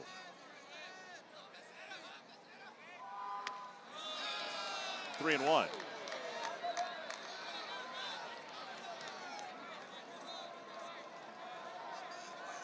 He's more than doubled his home run total over 3 seasons at Clemson. Injured, didn't finish the season before he came over. His final year with the Tigers. And he's able to draw a 5-pitch walk. Second walk in the last 3 batters by Alex Petrovic. Yeah, Tristan Becerra 0 for 4 last night with a strikeout. 0 for 5 considering his first at bat, and Petrovic trying to get a swing and miss. Tristan Becerra doesn't bite, and leadoff walk.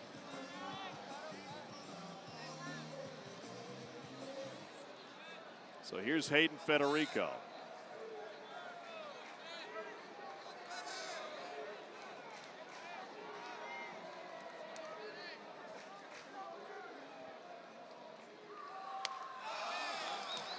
And Chase Fralick wants to go have a word with Petrovic. Command has started to leak here. Second trip through the order. Yeah, that fastball is 91.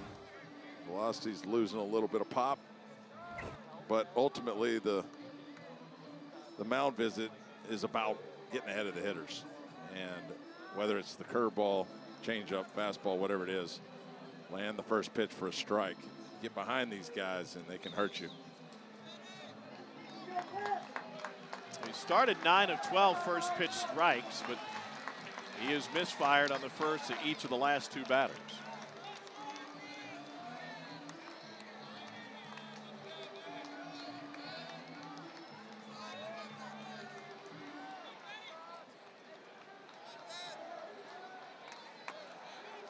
Deep breath for Federico.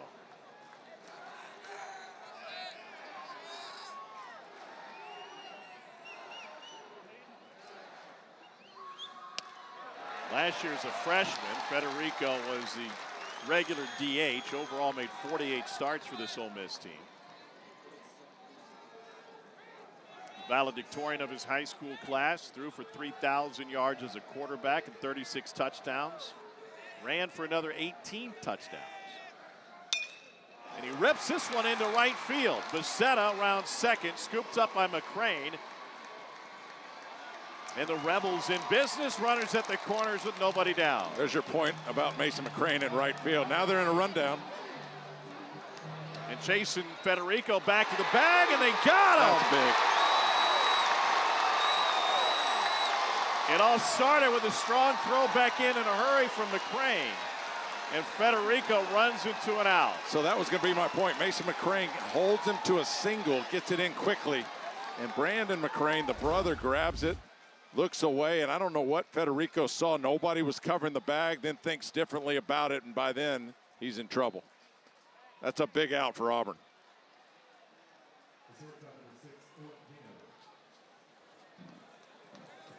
Petrovic appreciates it. Here's Owen Pano now. Instead of runners at the corners and nobody out, Becerra is the lone runner on down at third. Starts him off with a breaking ball for strike one.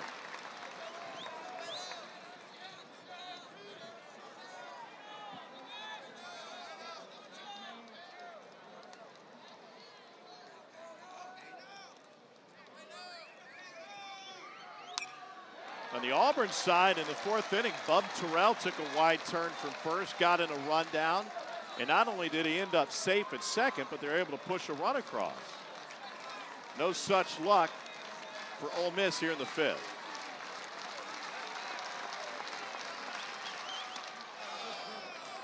One and two.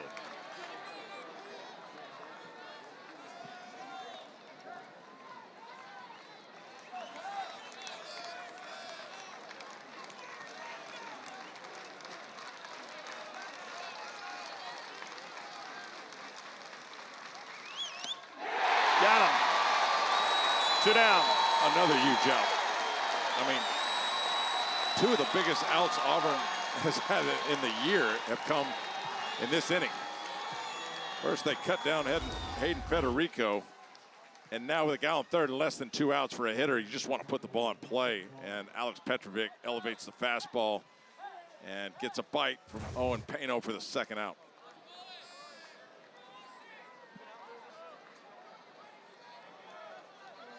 Here's Austin Foley, 0 for 1 with a strikeout.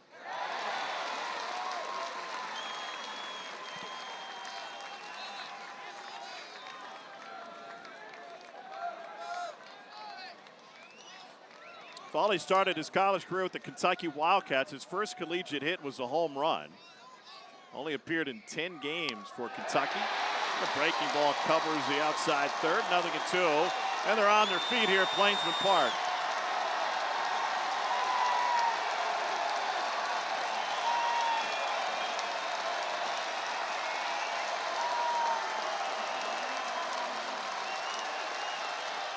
And Petrovic slams the door.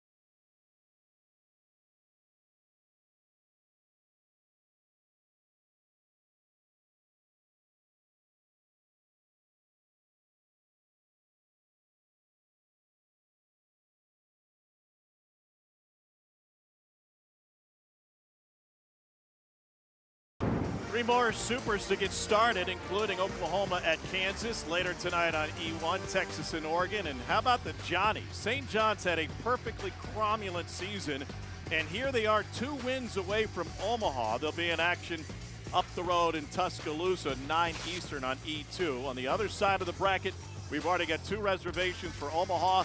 Mountaineers and Trojans will be attending for the first time. We got a Game 3 in Chapel Hill tomorrow. And there we are with Ole Miss 1 win away.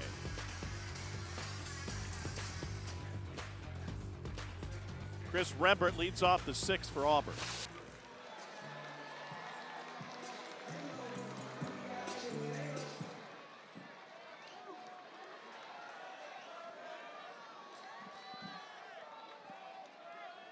Rembert 1 for 2 with a run scored today. And he fouls the first one off.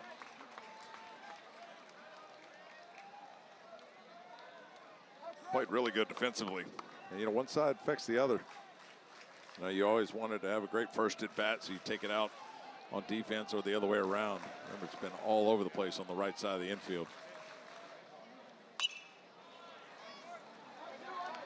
When you were busier as a fielder, did that help you at the plate? Yeah, that's a great point. Yeah, I mean, that's why I never liked to DH, because you felt out of the game. But when you get in the game, especially on the infield, and you're moving around and throwing it around, it just made you feel part of it. And I do think that, you know, what you do defensively affects you at the plate, and that's just too good. That's 96 up and away to Chris Rembert. It's a big first out. Chris Rembert's been on a 19-game hit streak.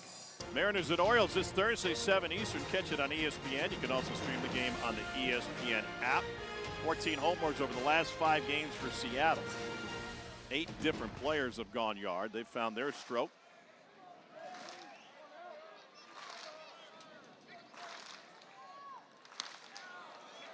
Bingaman looks at a strike. We're talking about Bingaman's 3-home run game against Oklahoma. Those 3 home runs were the first 3 that he hit at this ballpark. And his family was here, but they had a flight to catch out of Hartsfield-Jackson Airport about 90 minutes away in Atlanta. So they saw the first one, and he saw him going around the bases to Utemark. But when he hit the second, he looked up in the stands, and they were long gone. They had to drop dead time to try and get to the airport. They watched the second one in the car and finally got to the airport. When he hit his third, his dad turned to his mom and said, maybe we can change our flight and go back.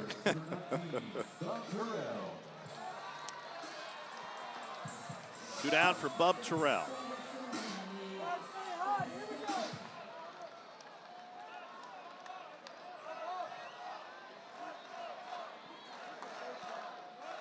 Couple of walks last night, 1 for 2 today with an RBI single.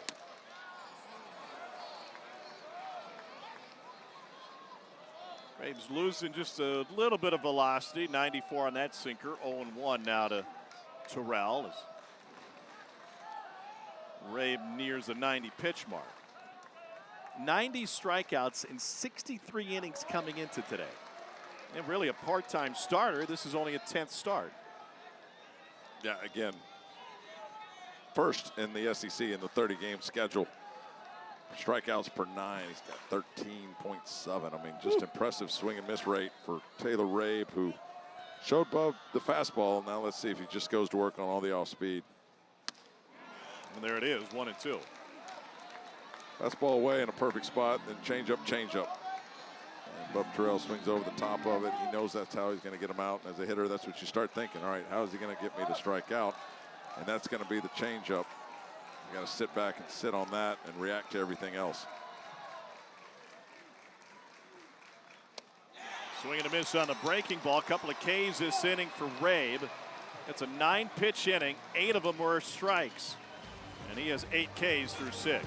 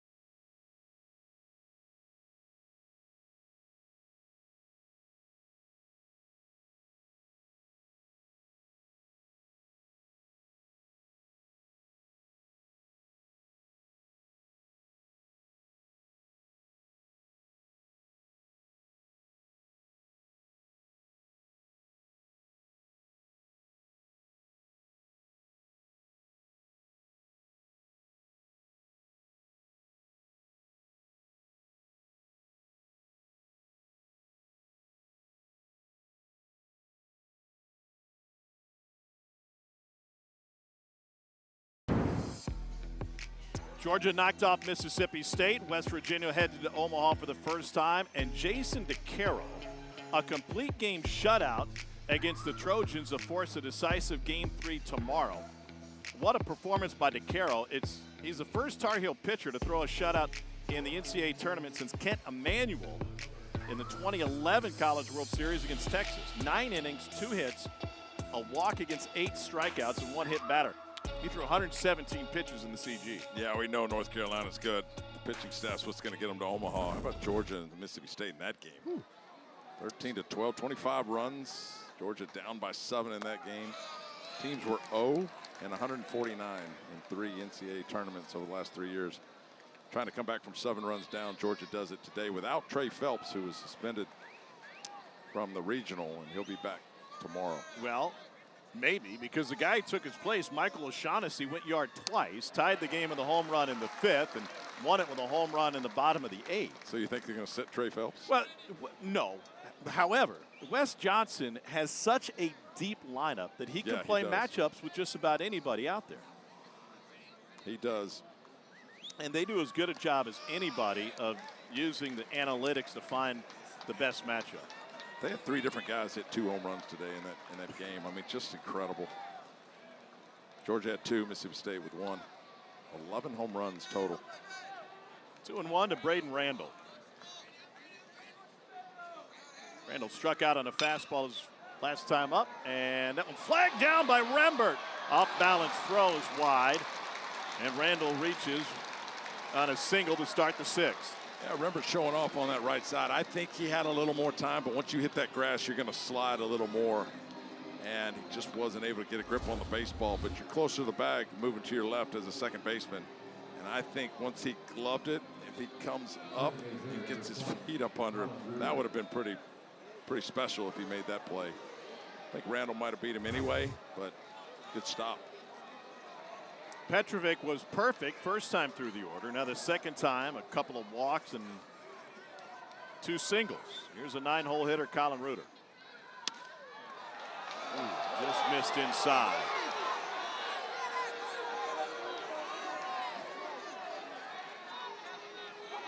Over the course of the season, Petrovic has actually been better second time through the order than the first.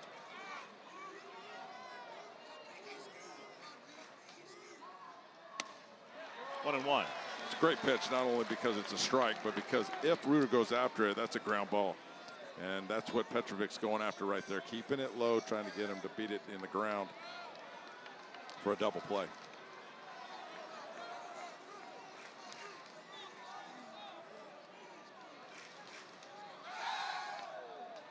Petrovic pitched in the regional against UCF in a 9-3 win. He threw 108 pitches.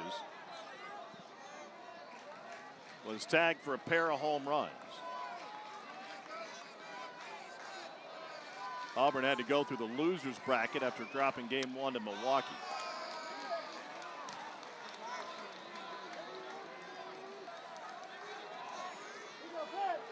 It's a career high 108. Talked to Butch Thompson earlier this game, and he said, hey, if Alex wants to go the distance, we'll let him. But in a must-win for Auburn, you would think that if there's any trouble, they would go to any of those bullpen arms, or maybe tomorrow's starter. Yeah, Jackson Sanders still out there, Marciano. They really got plenty have 4 of starters. options. Yeah, plenty of options. Sanders was in the rotation to begin the season, and he's been magnificent in relief.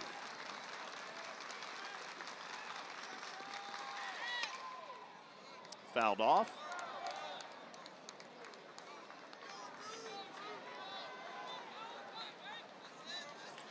And there's the conundrum, right, of you managing a staff. Tomorrow doesn't matter if you win today, yet once again, tomorrow would turn into a winner-take-all. One of the best pitching staffs in the country.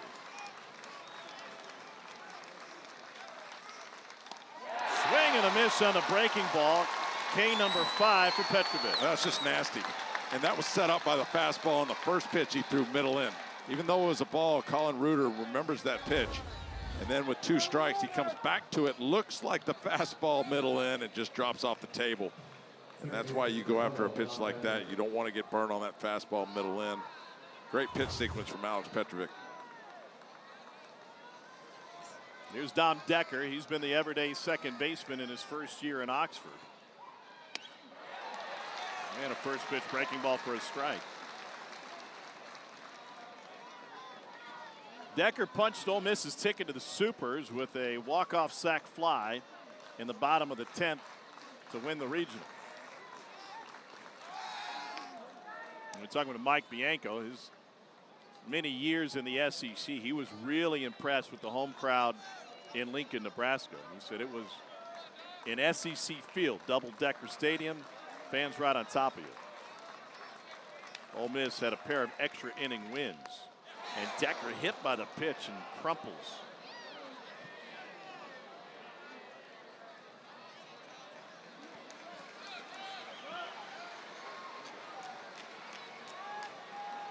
Yeah, that catch him on the knee. Look at his left knee right there. Wow. It's busted open the strawberry. Yeah, and that's not where it hit, but it's just Dom Decker's just get beat up. That's most likely on some sort of slide. Speaking of slide, here's a slider. Yeah, it hit him low in the ankle. Yeah, he can walk that off. Oh. Still never feels good.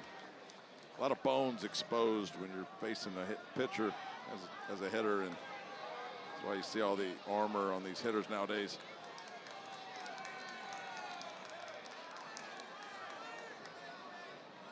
Well, the bloody knee now matches the red jersey for Ole Miss. Kind of looks like a spring training game out there, color versus color jersey. Yeah, I'm surprised they let him do it. You know, there'd be a situation as an infielder where you're trying to throw a ball to a bag and the colors kind of get blurred. Seen that happen before. You know, with a runner standing at third, you think it's your guy, you throw it there, and it's not. Everett Teaford.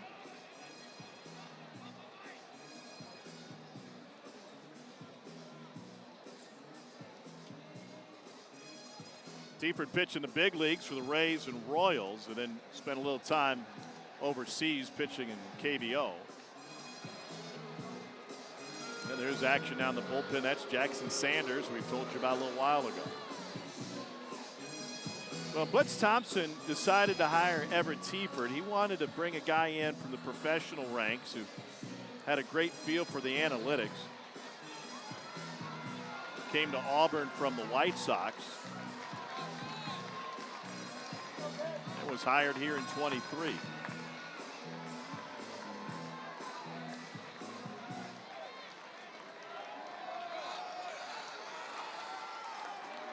First time for Ole Miss with multiple runners on. Judd Udemark, home run threat, a home run swing. Big whiff to start this at bat. And he just challenges him. Middle in, Judd Udemark not necessarily looking for that pitch, and that's why he swung through it. But if he was, wow. That was gutsy by Alex Petrovic.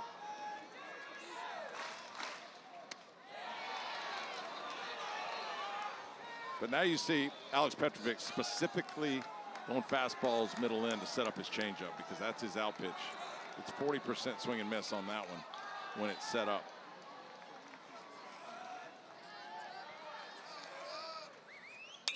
And Udemark sends it to the gap in right center field. They won't get there in time, and one hops the wall. Randall home. They wave Decker around third, and it's a two-run double for Judd Udemark. We got a brand new ball game.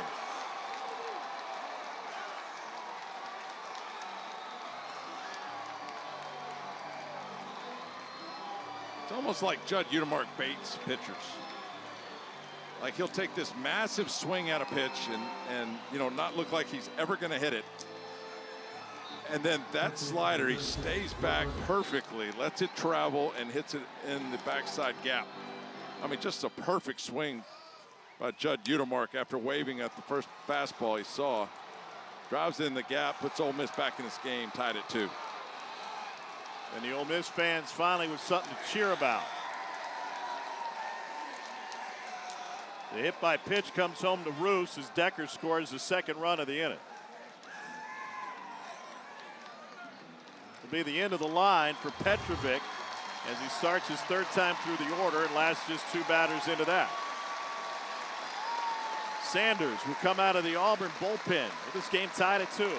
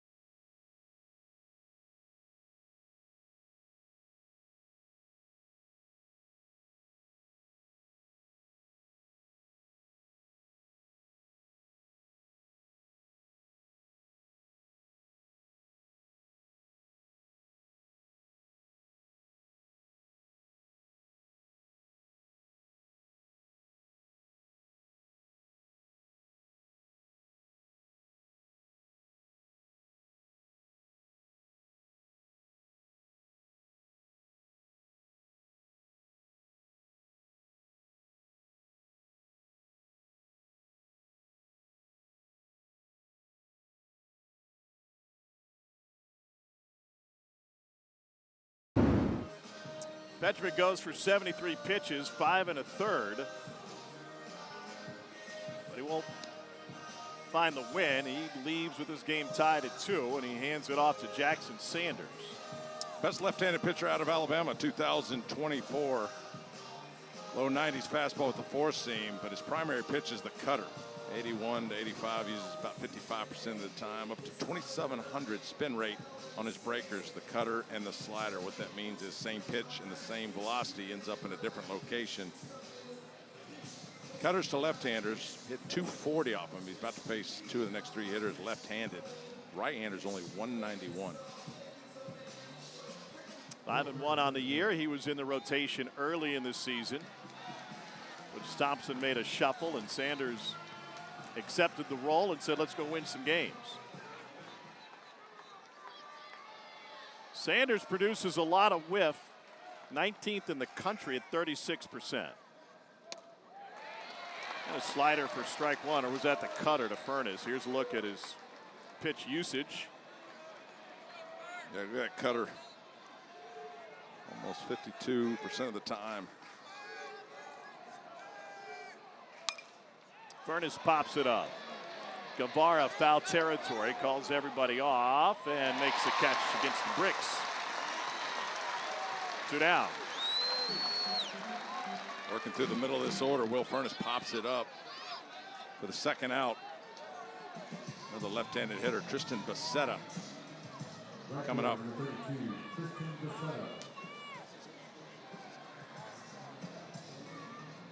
Sanders third in the SEC with an ERA of 2.63.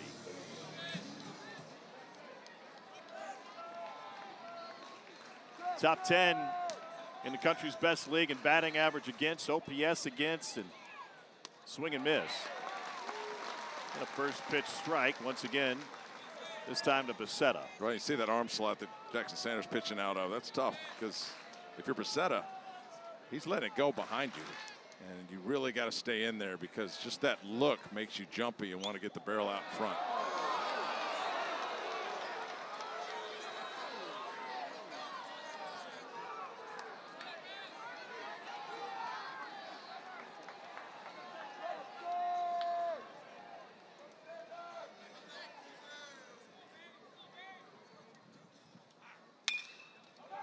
Hot shot, flagged down by Bingaman. And that'll close the home half of the 6th, but not before Judd Udemark does what he does. 2-run double, and we are tied at 2 through 6.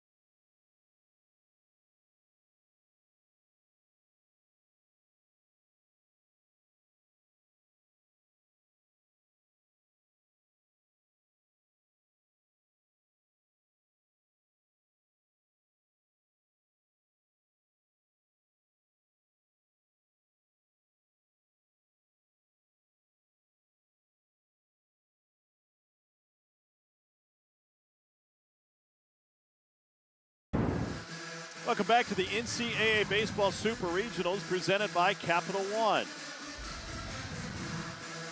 On to the 7th, tied at 2. Alex Petrovic went 5 1/3. Bub Terrell with an RBI single, ended up scoring 2 in the 4th. Taylor Rabe is an out away from his career high in innings pitched. And Ole Miss didn't get a runner on the first 10 guys who came to the plate. Or Judd Udemark walk, and then he cashed in with a 2-run double. Bottom third of the order now for Auburn in the 7th. McCrane, Ballou, and Belza.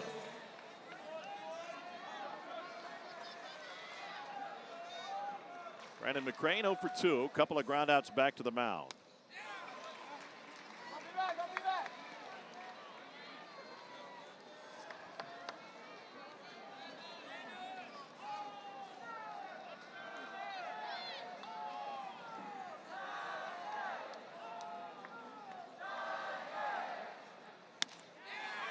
Back-to-back fastballs, 0-2.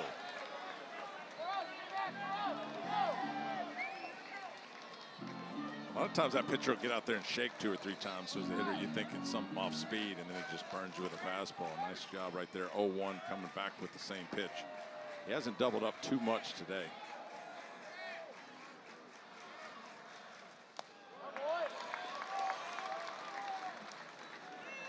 McCrane has labored through the postseason, just 2 for 20. Began the year at second base and got a tryout over at third. Finally took over at short first week of March.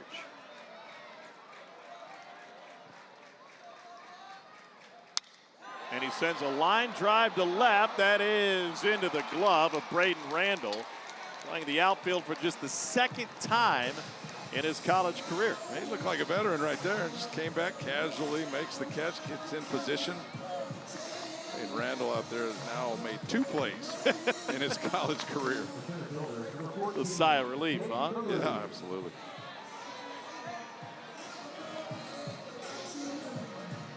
And one down, Cade Ballou coming up. Some nervous moments here on the Plains. Auburn needs a win to force a game 3.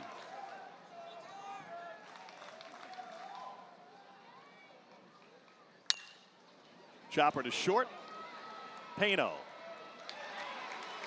2 down, and Rabe has settled into a rhythm here as he approaches 100 pitches. Well, especially when they start swinging early in counts. Taylor Rabe is loving that. Keep him out there a little longer. 2 quick outs here.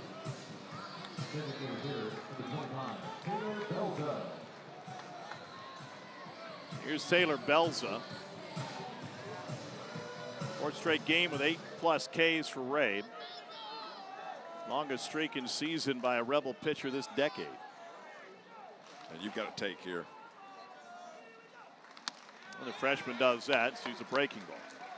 Yeah, you got to make him work a little bit with 2 outs.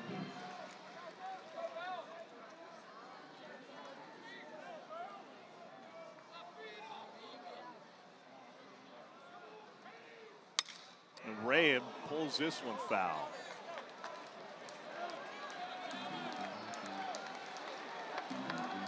Rabe made him pull it foul.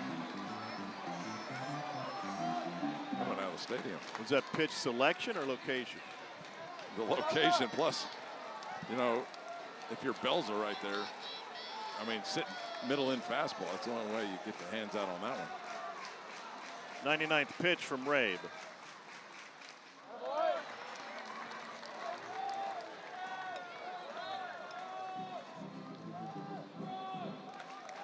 Belza was a star baseball player at St. Ignatius in Cleveland, then went down to Florida at Pete 27 Academy.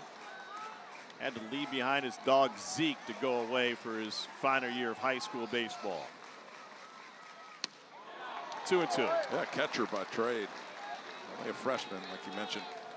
#1 high school player out of Ohio last year.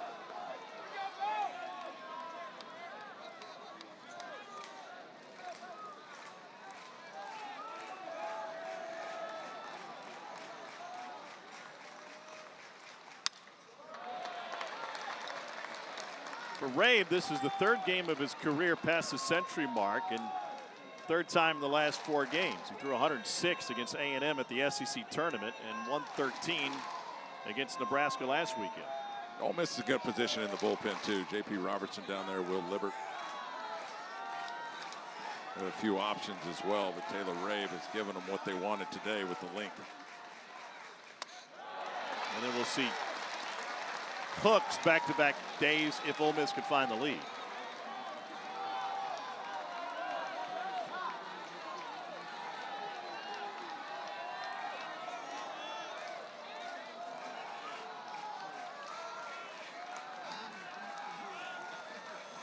Here's the payoff to Belza, and he chunks this one to the first base dugout. Yeah, and he kind of knew that was coming. He had the timing was right. He just got on top of it. So now you got to go, if you're Taylor Rabe, got to go to something else, which you would think would be the fastball right at the belt. Outer half.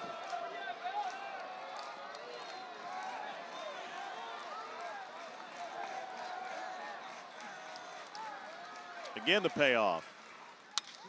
And he rockets it deep to right field, and it ends up in the glove of Becerra. That took everybody in a wild ride. Rabe has retired 8 straight. Ole Miss come to the plate after the stretch. He was all over the one right before that and then got topspin just enough to keep it in the park. Taylor Rabe survives the 7th. And we're still tied at 2. Watch this pitch right out over the plate. Taylor Belza, just enough topspin. And Auburn has hit some balls right at people the last 2 days. Nothing to show for it.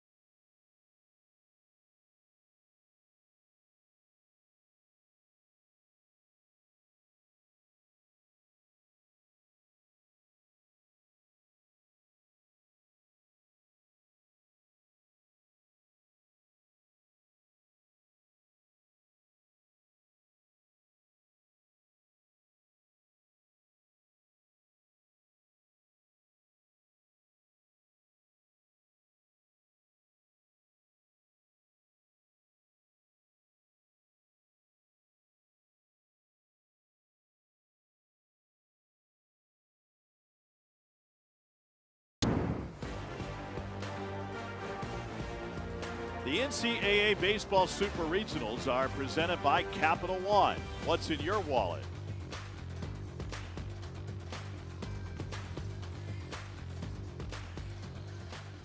Ole Miss has a little bit of room, leading this series 1-0.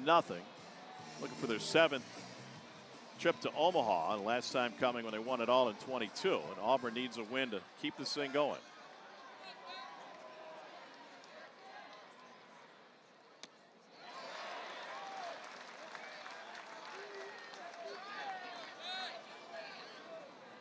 Nothing in 1 to Hayden Federico.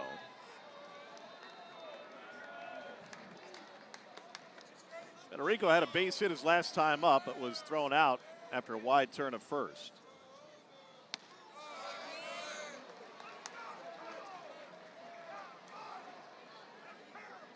Jackson Sanders in the regional last week went 7 1/3. Only gave up 2 earned runs, 11 strikeouts. And lefty-righty matchup doesn't matter. He gives them length out of the bullpen and can get a lot of guys to chase. 1-2 now to Federico. Ole Miss won game 1 yesterday for the 5th time, starting the Supers with a victory. Only made it to Omaha 1 of the previous 4 times.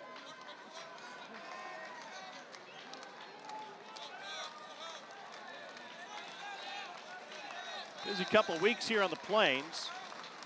Argentina and Iceland are going to be playing over Jordan Hare a couple days from now. Sold 80,000 plus tickets for that one in a World Cup warm-up. Federico hit by pitch to start the 7th. And Auburn men's golf team just won a national championship. They took the stage to karaoke "We Are the Champions" last night, I'm told. There's Jordan Hare.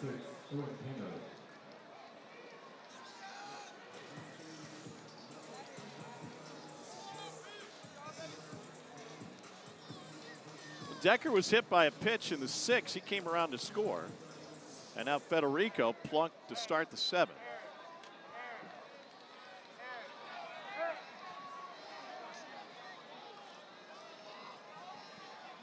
Making sure Federico is okay. He took an extra jog.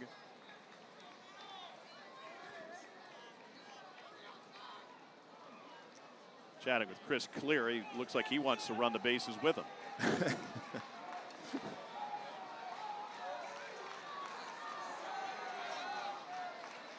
Leadoff man on for the 3rd consecutive inning for Ole Miss. In for a strike to Pano, who's 0 for 2 with a ground out and a strikeout.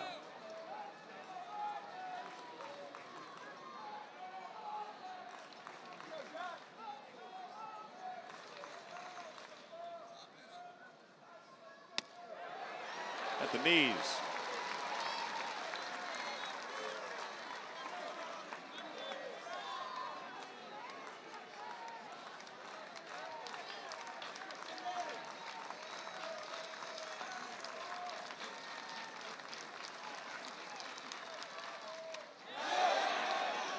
Didn't go.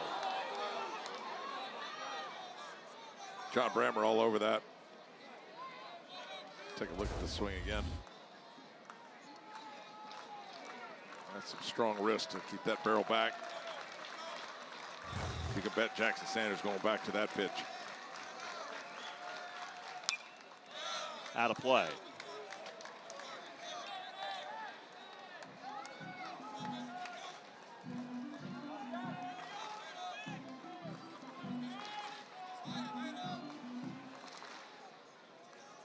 Sanders went 71 pitches against Milwaukee last time out. It was one of 2 appearances in the regional round. And a whiff for strike 3 on Pano. Saturday, 8 Eastern, Stanley Cup Final continues on ABC. Game 3 between the Hurricanes and the Golden Knights.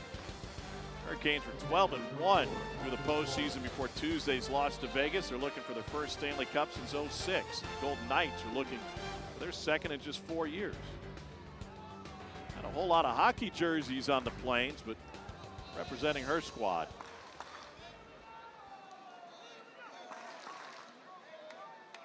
Here's a catcher, Austin Foley. 185 against left-handed pitching. 3 of his 13 home runs.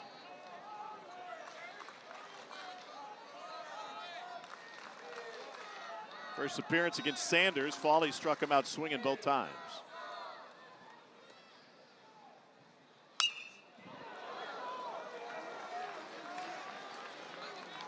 Makes you wonder what we ever did without nets, right? That foul ball would have hit somebody square in the face, and they don't pay attention.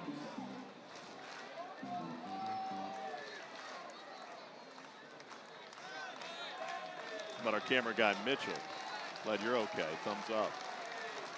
He's on top of it. He just reach up with his left hand, grab it. Upstairs, 1 and 2.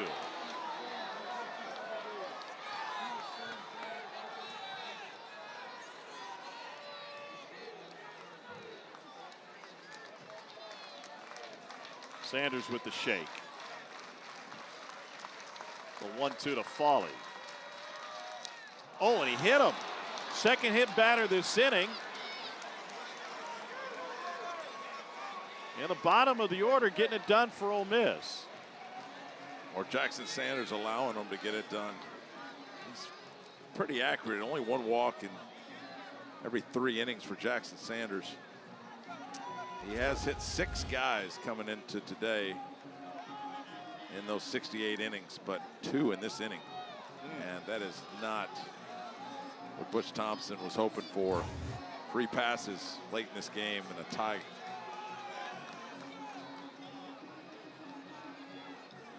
Mike Bianco made the move to get Braden Randall into the lineup by plugging him into left field, and Randall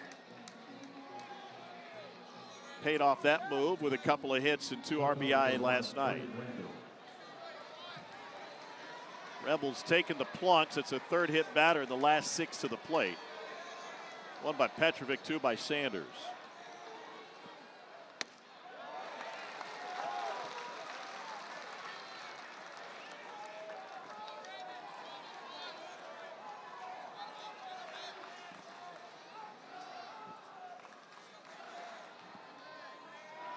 Home crowd sitting on pins and needles.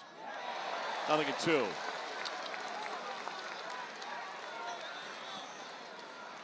Braden Randall in his 5-game hit streak has 8 hits. They're all singles, but his 3 home runs have all come off left-handed pitching this year.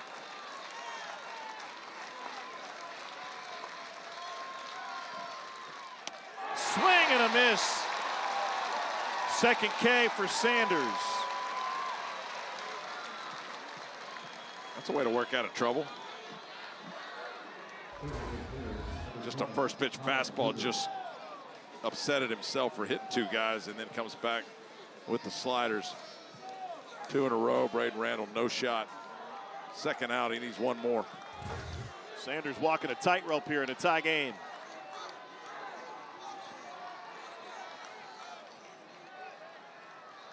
Nine-hole hitter Colin Reuter, 0 for 2 today. Starts him off with a slider, 0-1.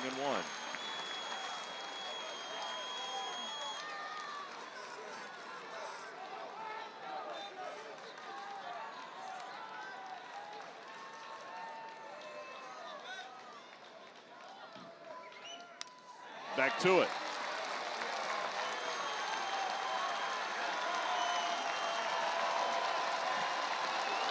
Federico, the runner at second, Foley at first.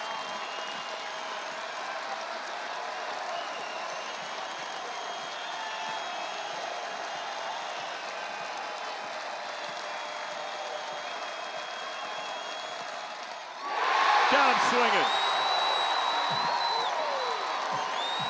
High wire act by Jackson Sanders. He hits 2, but he Ks 3. And through 7, we're tied at 2 with the top of the order coming up for Auburn. How about Jackson Sanders? Let's go. Kid. Slider, slider, slider. That in a better spot for the swing and miss. Runs through the lineup. Colin Reuter, the 9 spot, goes down. Auburn.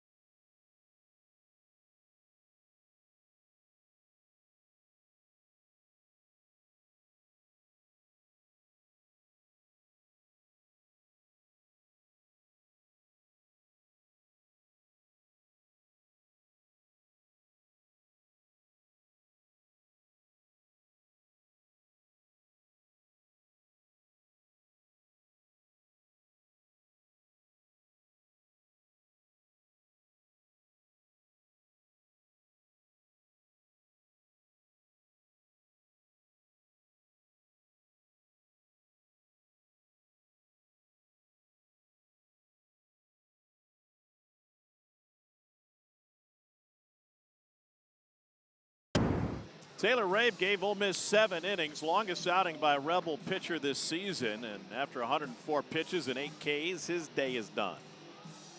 Pretty good outing for Taylor Rabe, exactly what Ole Miss needed.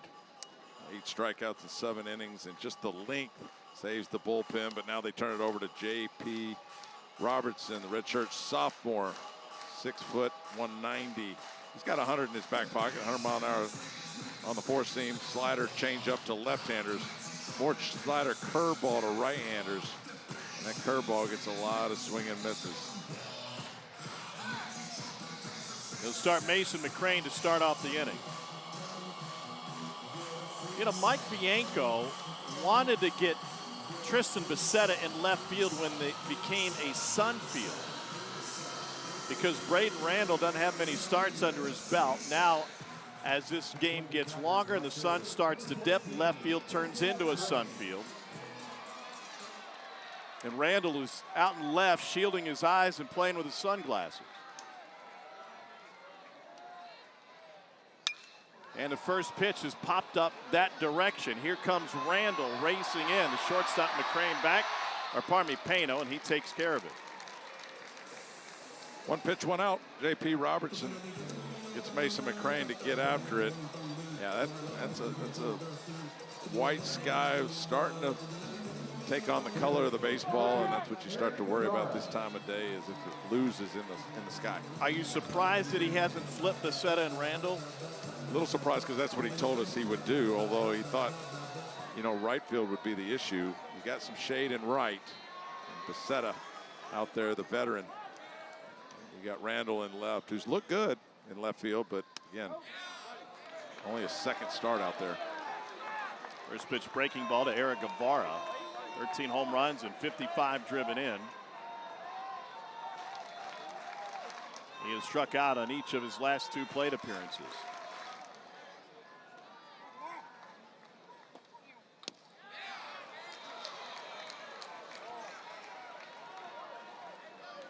You know, remember those fans last night? We were walking away saying that Brandon McCrane had a strobe light on his hat. Yeah, that's the glasses reflection. I think they were overserved. He has strobe lights at shortstop. That's illegal. That's Pano, and you can wear all the sunglasses you want on the top of your hat. Not sure they do much good up there, though.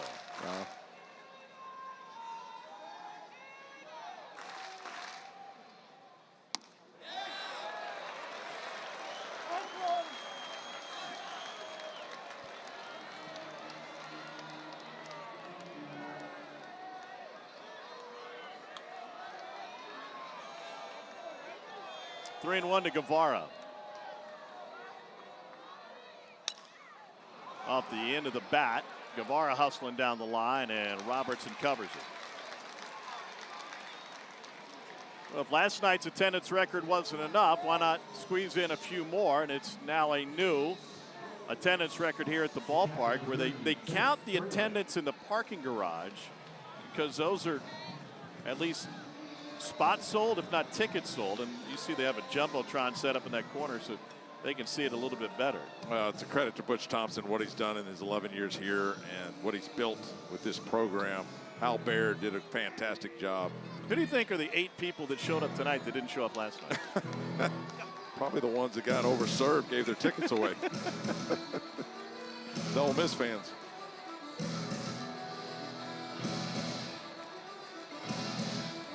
Visit to the mound to chat with Robertson. This comes with Chase Fralick due up. Yeah, you just got to be careful with Chase Fralick. I mean, it's a tie ball game late. You got to make sure you got everything lined up on how you're going to attack this guy, because he can lose it in a hurry.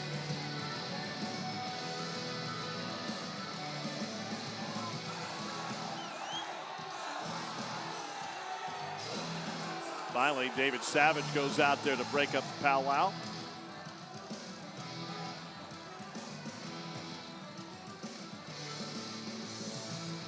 '20 home run season for the Auburn catcher Chase Fralick.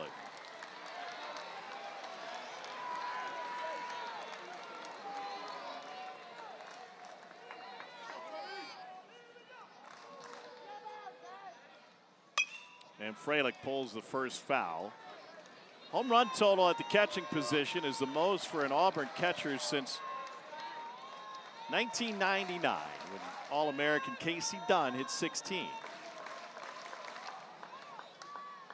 Butch Thompson was talking about the importance of the position. He said the 9 World Series I've been a part of, they've all been catching strong.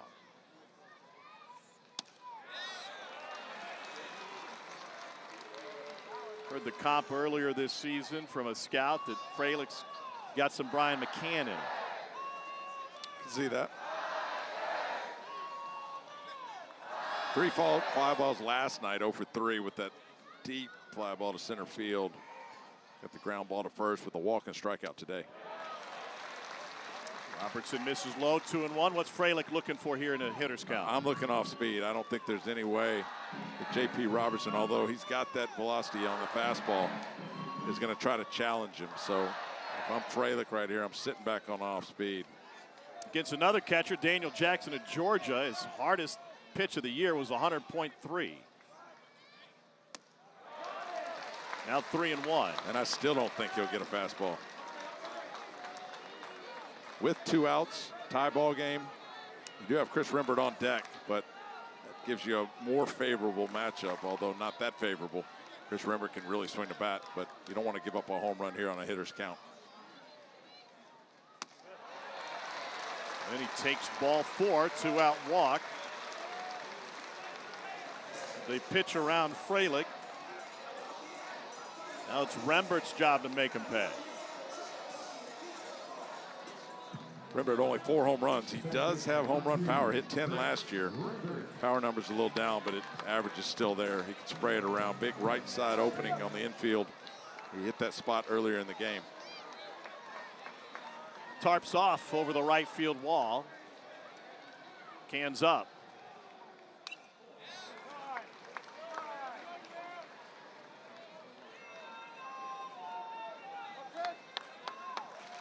Nothing in 1 to Rembert.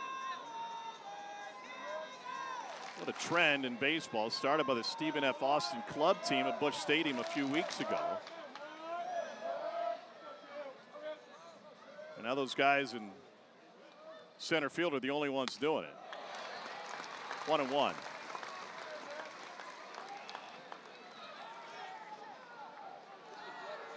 They are living their best life. Was that you in college? No. No. We'll put that on the gram. Rembert fouls it off. So slider, fastball in at 95, and slider again. Now at 1-2, he could tie him up with the fastball in. This is what Rembert's thinking. Or try to get the swing and miss, moving away from the barrel, slider away. And those are 2 totally different swing planes, and that's something you got to think through if you're a hitter.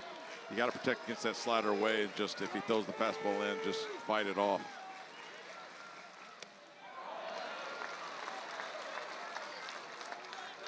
He missed a spot, or did he want Rembert to fish? He wanted to swing and miss. He's not going to put it out over the plate so Rembert can hit it. Now he's seen 3 sliders. Rembert's got the tempo going.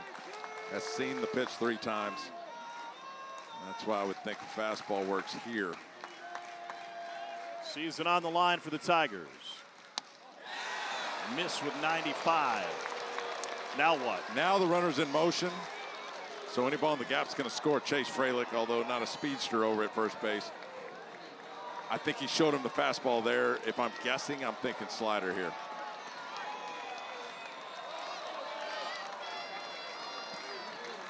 Furness no longer holding Frelick. Here's the payoff to Rembert. And he missed with the slider, ball 4, and Auburn's got a pair on after back-to-back walks. The only way that works is if he's just sitting dead red, but in this day and age of baseball, you start to expect off speed and hitters counts. 3-2, Chris Rembert knows he's going to get the slider, sells out to it. That's how he's able to take it, because that's a swing and miss pitch. 2 walks in a row for J.P. Robertson, who now has to attack Ethan Bingaman. Can't walk another.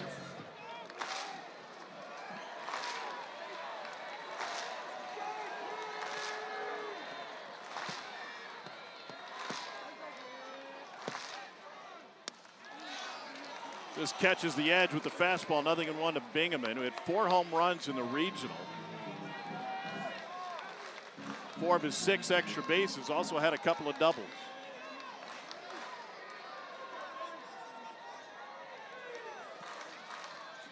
Auburn left 10 men on base in the loss last night.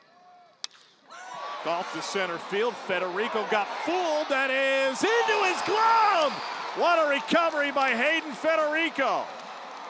Wow. That'll get the heart rate going. That's 2 runs right there that I guess he saved. He made a mistake by coming in, but what an athlete. Hayden Federico goes back and an over-the-shoulder catch. That ball was spinning, too, away from him. Not only does he recover and go back, but he makes that play. That was impressive. Another pair stranded by the home team, the Auburn Tigers. And Federico uses every bit of his frame and the leather to haul it in and end the inning. Robertson out of trouble.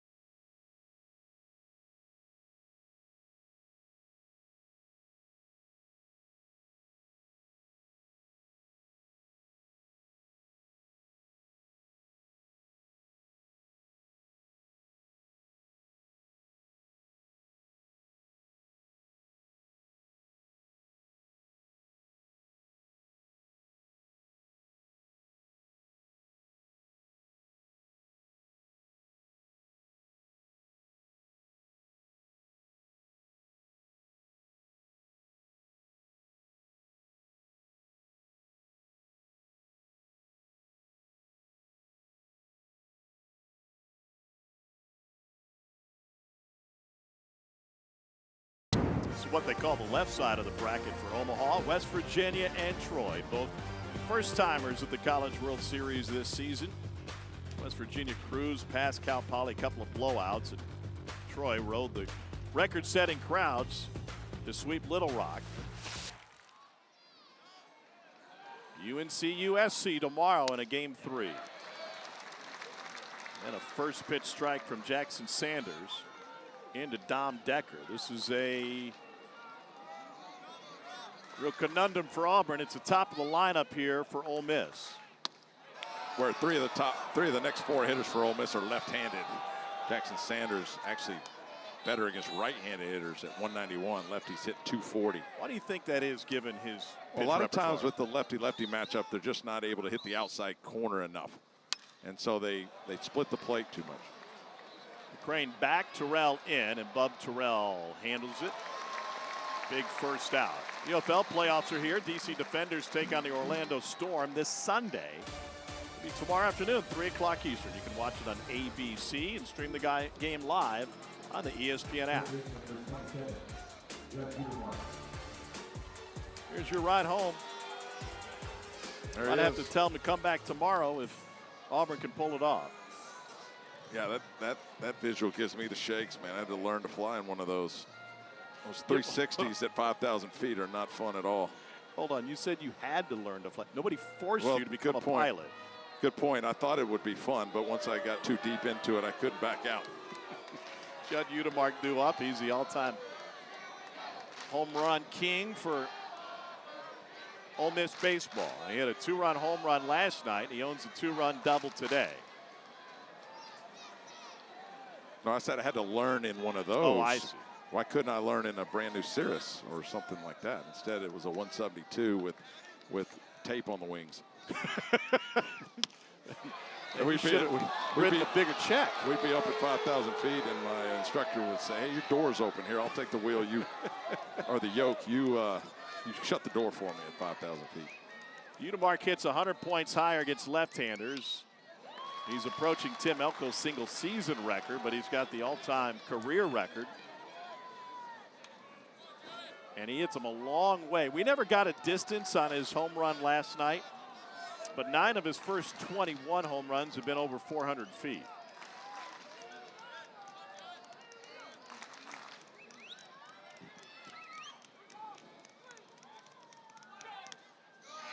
And the 6'5", 250-pound senior from Charlotte, North Carolina watches that one miss, and now he's ahead in the count 2-1.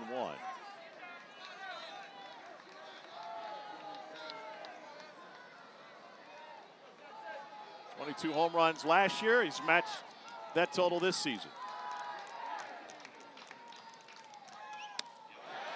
Backdoor breaking ball catches the edge. Huge pitch from Sanders.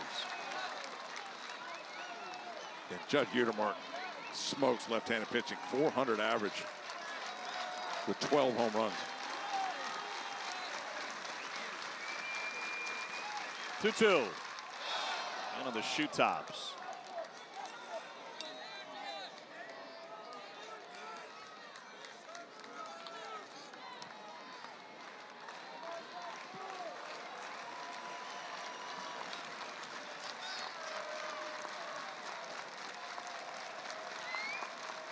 Payoff.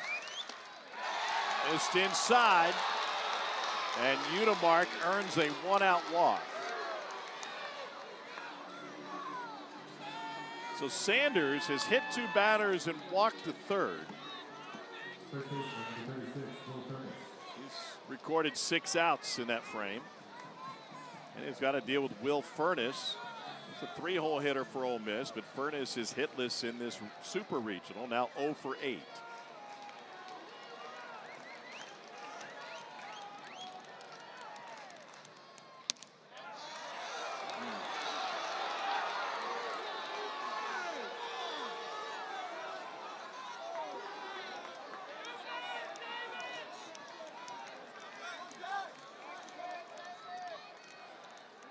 Alex Petrovic was perfect first time through the order plus.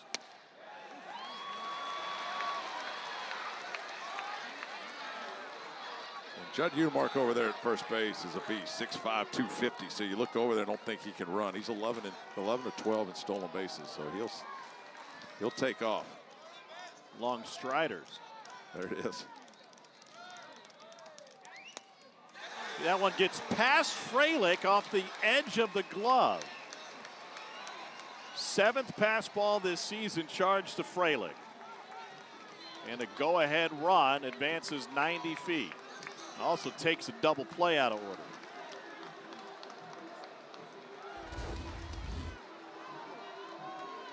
Yeah, just a slider down low, and Fralick tries to go out and get it with the glove and just whiffs.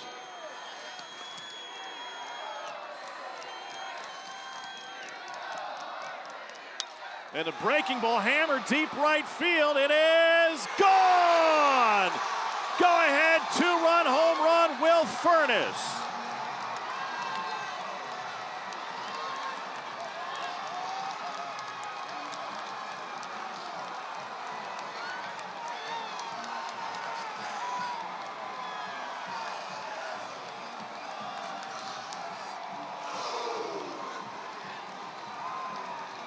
And that's what we talked about with Jackson Sanders, lefty on lefty matchup, just not able to get those sliders and cutters out on the outside corner like he wants. That one catches too much of the plate. And Will Furness, even though it had a little top spin to it, crushes it to right field. Ole Miss with 2 here in the bottom of the 8th. And this changes everything. Not only the lead for Ole Miss, which is the home team on the scoreboard in this one, but it will give them an opportunity to go to Walker Hooks, one of the best closers in baseball.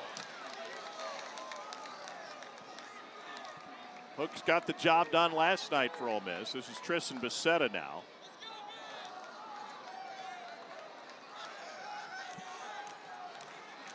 Becerra is 0 for 2 with a walk.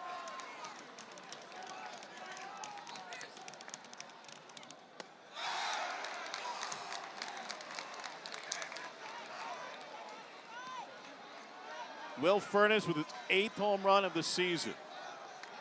None bigger than that one. And they'll visit Sanders. There is action in both bullpens right now. And here's why there's action in the Auburn pen. Well, watch where this location, this slider is at you and out over the middle of the play. That is not where Chase Freilich wanted it. Will Furniss, once he sees that slider at him, he knows it's going to cut back over the plate and just catches it out front. What a big home run for the Rebels.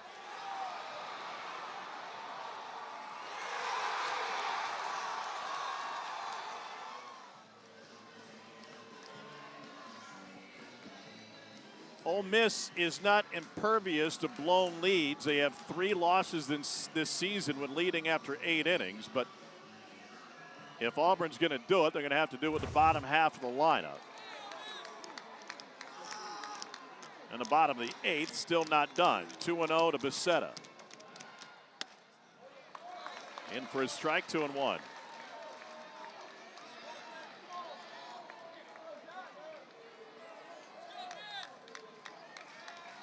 That is just the second career go-ahead home run in the 7th or later for Furniss. He also did it in an SEC game against Florida last year. And this ball is crushed deep right field.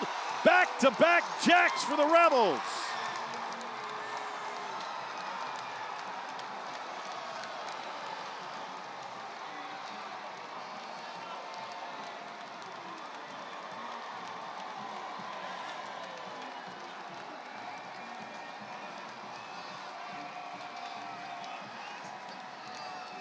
Team leading 23rd home run for Tristan Becerra, and he knew it right when it left the bat.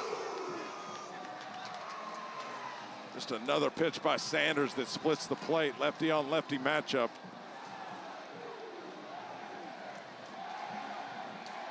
The Stormtroopers are out. There's a small pocket of Ole Miss fans in the ballpark up the third base line behind the home dugout. And they are ecstatic now with their powder blue pom-poms. Those Shakers have been going nuts. Even though there were some nerves early in this game, they trailed 2-0 after 4. Home runs for Furniss and Becerra.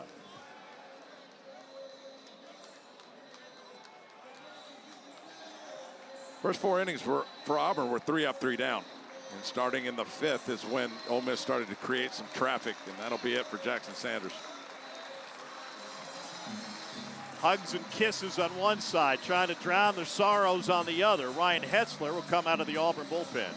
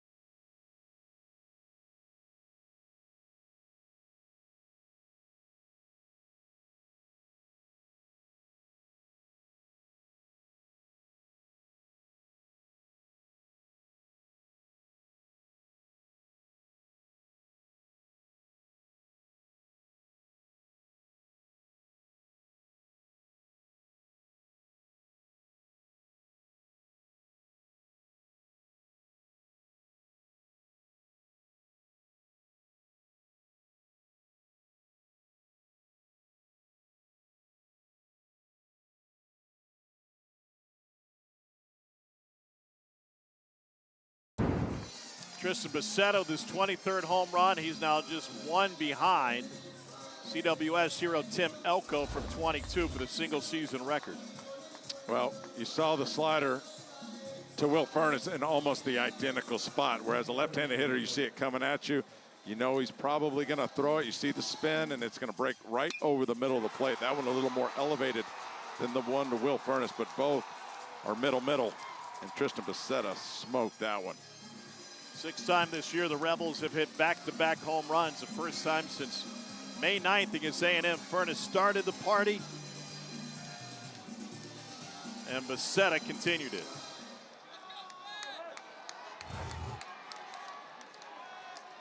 Five unanswered runs for Ole Miss after trailing 2-0 through 4.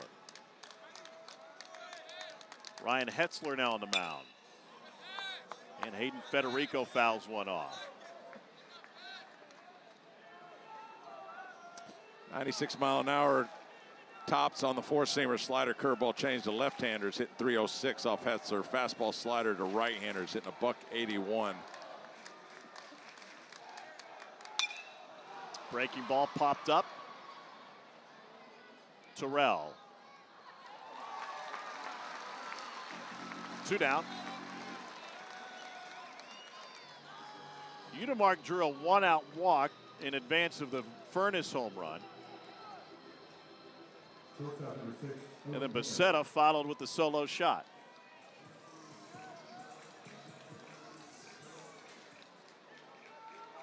Ole Miss came into this super regional weekend 20th in the country in home runs.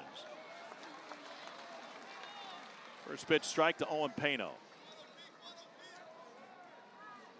And Mike Bianco trying to sweep through a super regional for just the second time in school history. Race to the bag, won by Bingaman. It is a 5-2 lead for Ole Miss.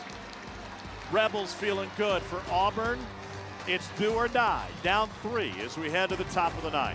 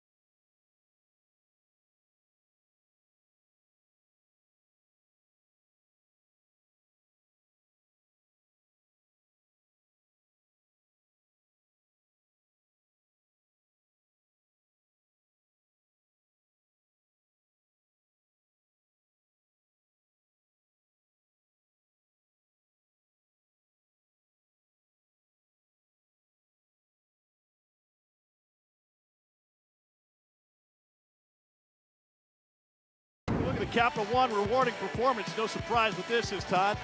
Yeah, how about Will Furness with the runner on? The top spin drive to right field. That gives Ole Miss their 3rd and 4th runs, and then this hammer by Tristan Becerra. 23rd home run on the year. That goes way back. Both sliders right down the middle of the plate. Rebels take a commanding lead. Auburn's got 3 outs left. 5-2 the lead, and now they got to deal with the Ole Miss closer, Walker Hooks, who's in the game for the 2nd time in as many nights. Hooks has gone back-to-back numerous times this season, including against A&M back in early May when he threw 45 pitches on the 8th and came back for 7 pitches on the 9th. The sophomore from Brandon, Mississippi, gave up a solo home run in the 9th inning last night, but hung on to shut the door on Auburn. Yeah, went 2 innings last night, faced 8 hitters, and 2 strikeouts. Did give up the solo blast to Mason McCrane, but he's one of the best. Bub Terrell will start the 9th for Auburn. And a first pitch fastball in for a strike.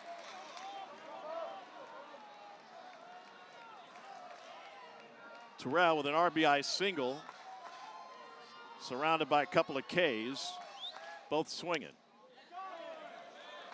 Defensive change for Ole Miss. Brett Mosley is now in center field. He pushes Federico to left. And Randall out of the game.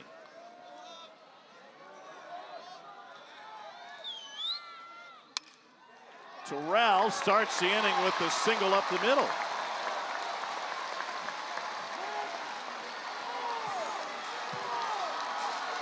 And there's life in this ballpark.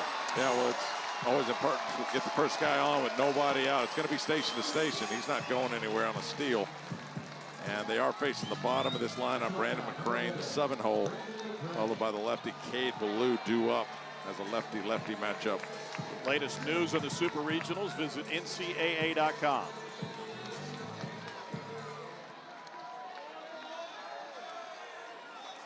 Brandon McCrane 0 for 3 today.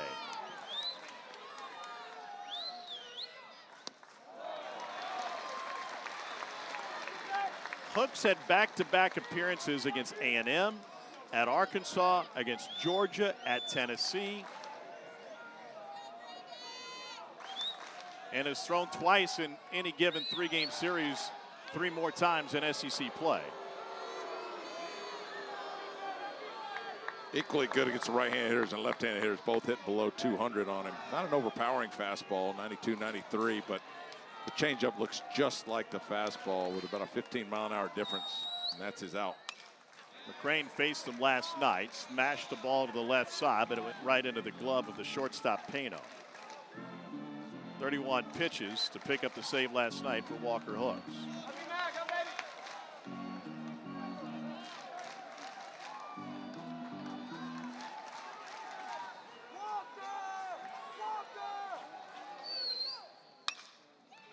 Shot foul.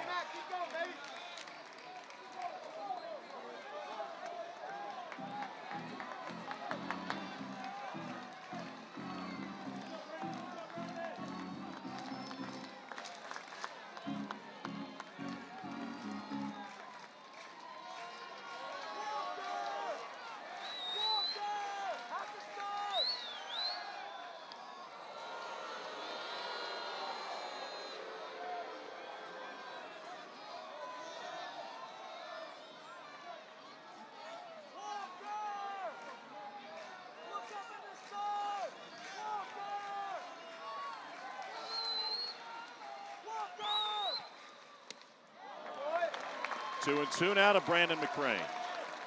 Good patient at bat for Brandon McCrane. Field in double play depth. Will Furness holding the runner on at first. Big gap on the infield to the right side. Auburn couldn't advance out of its Super Regional last year. Swept by Coastal Carolina. Now on the ropes here in Game 2 against Ole Miss. Full count to McCrane.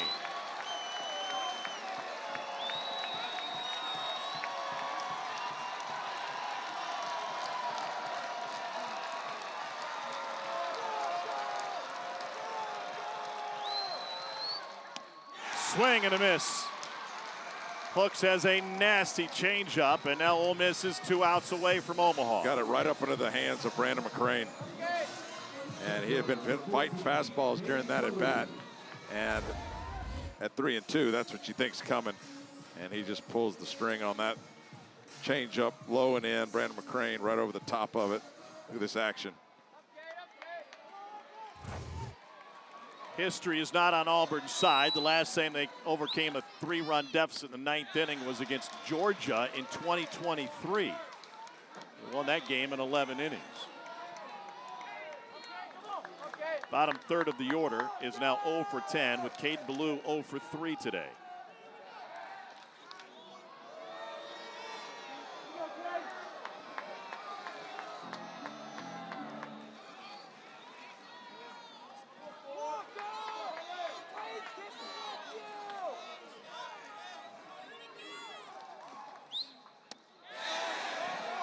They say win.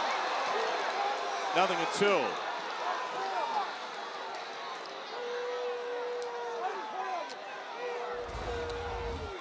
From the side, that's really close.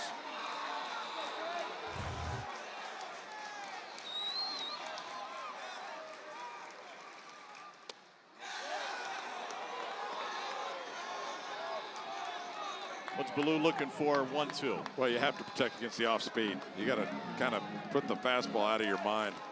If he does throw it, you just fight it off. But you have to respect that changeup and sitting back on that timing. Now 2-2. So for me, I was always sold out to the changeup right here. And if he throws the fastball, you're not going to pull it, but at least be quick enough to put it in play. Ole Miss hasn't blown a 3-run lead in the 9th inning since 2019. That came in a midweek against Arkansas State.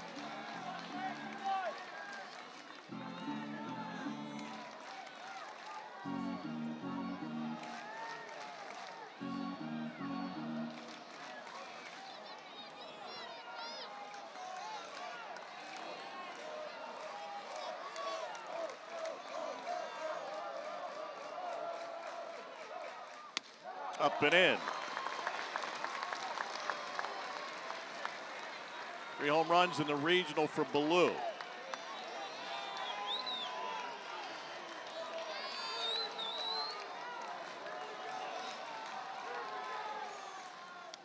Hit him. And Auburn's got a pair of base runners. The Tigers will bring the tying run to the plate. And it's a true freshman, Taylor Belza, with only 1 start all season until the regionals.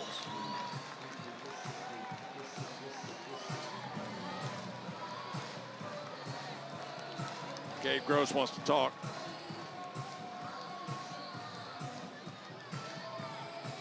Everybody will get together and chat, with Foley heading to the mound to have a word with his closer, Walker Hooks.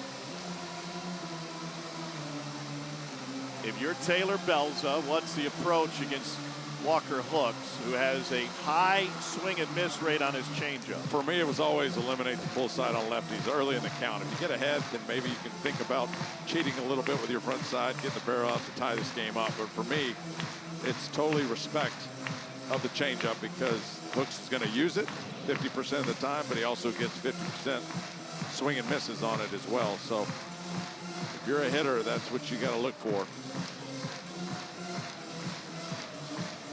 Rebels took game 1 6-4.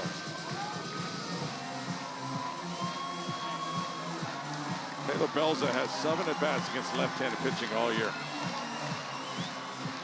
Does have 3 hits. They rotated a number of different hitters through the DH role all season. Gave Belza a shot in the regional, and he delivered.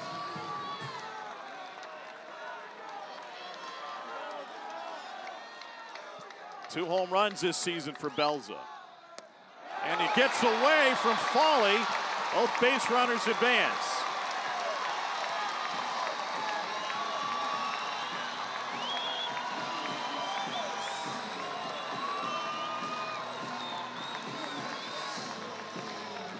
Season on the line for Auburn. True freshman Taylor Belza at the plate. That just doesn't happen to Foley. And he tried to trap it without turning the glove over. It gets by him.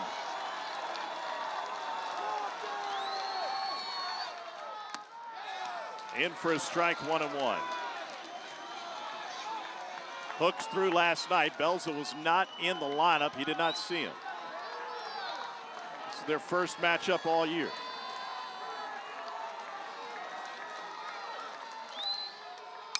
And it's lifted to right field. Becetta's got plenty of space. Terrell will score, and Ole Miss will be pleased to trade a run for an out. They're now 1 out away from their 7th trip to Omaha. And Taylor Belza just barely missed that one. He had the launch angle on that swing. Just got in on him just enough to keep it in the ballpark.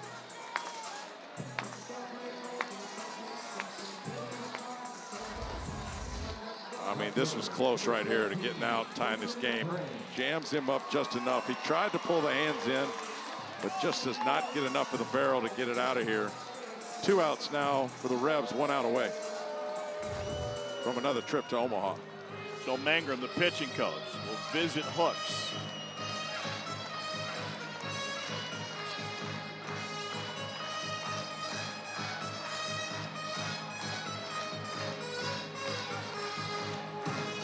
Spreading.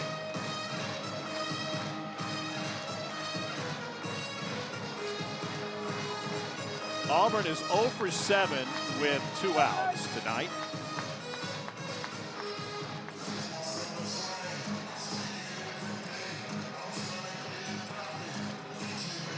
In this weekend, just 2 for 16 with 2 outs. And Mason McCrane faced Taylor Hooks last night, or Walker Hooks, and took him over the batting eye. Got a chance here to tie the game.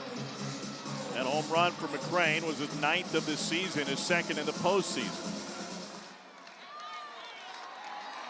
387-foot home run for Mason McCrane last night. Auburn down to its last out. McCrane takes a first pitch strike.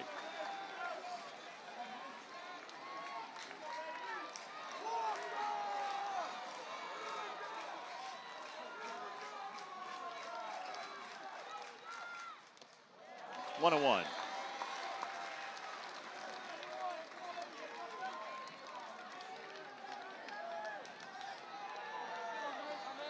Mason McCrane, a freshman from Salem, Alabama, out of Glenwood High School. Had a fantastic regional. 5 extra base hits. And he takes strike 2. Auburn down to its last strike.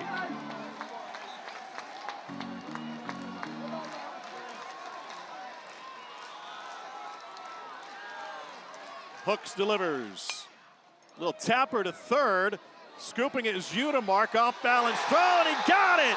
Ole Miss is returning to Omaha.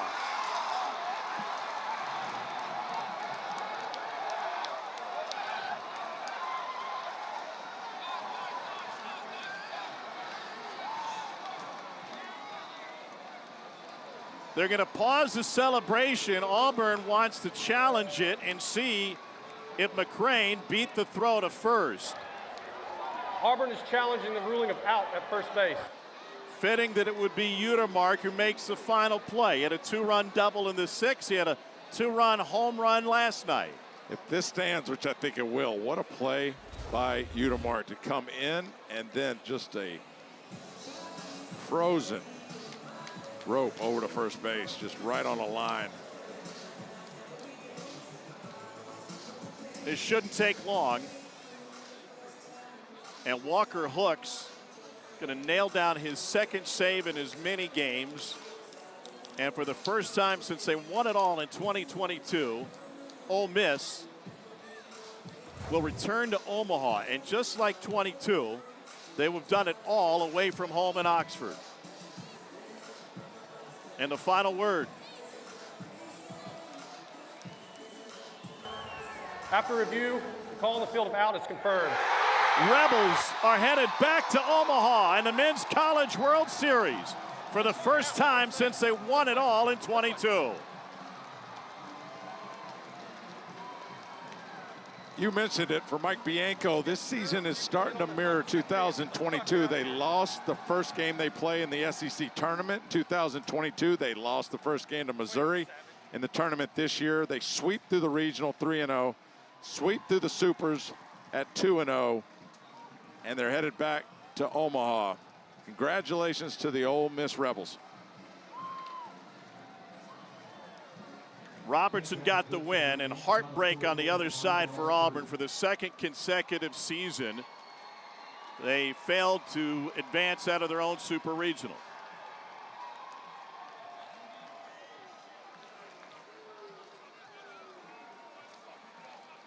Disappointing finish to the season for Auburn after a fantastic year. The number 4 national seed is eliminated on its home field in supers for the 2nd straight season. West Virginia, Troy, and Ole Miss will punch their tickets to Omaha. Tomorrow it'll be either North Carolina or Southern California. Man, what a series and what a run for Mike Bianco and the Ole Miss Rebels. And then the Auburn Tigers, what a year they had. If there's any silver lining, they don't lose anybody this year. Maybe Chris Rembert goes.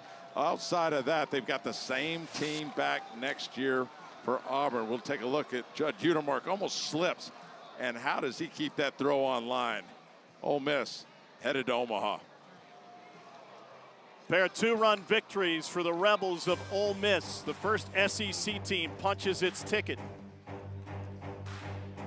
for the conference that has won each of the last 6 national championships. For Todd Walker, our fantastic crew here in Auburn, Alabama, I'm Tom Hart. Still more baseball coming your way in Austin, Texas, Oregon, and Texas with Kyle Peterson and Chris Burke. Here's Carl Ravitch.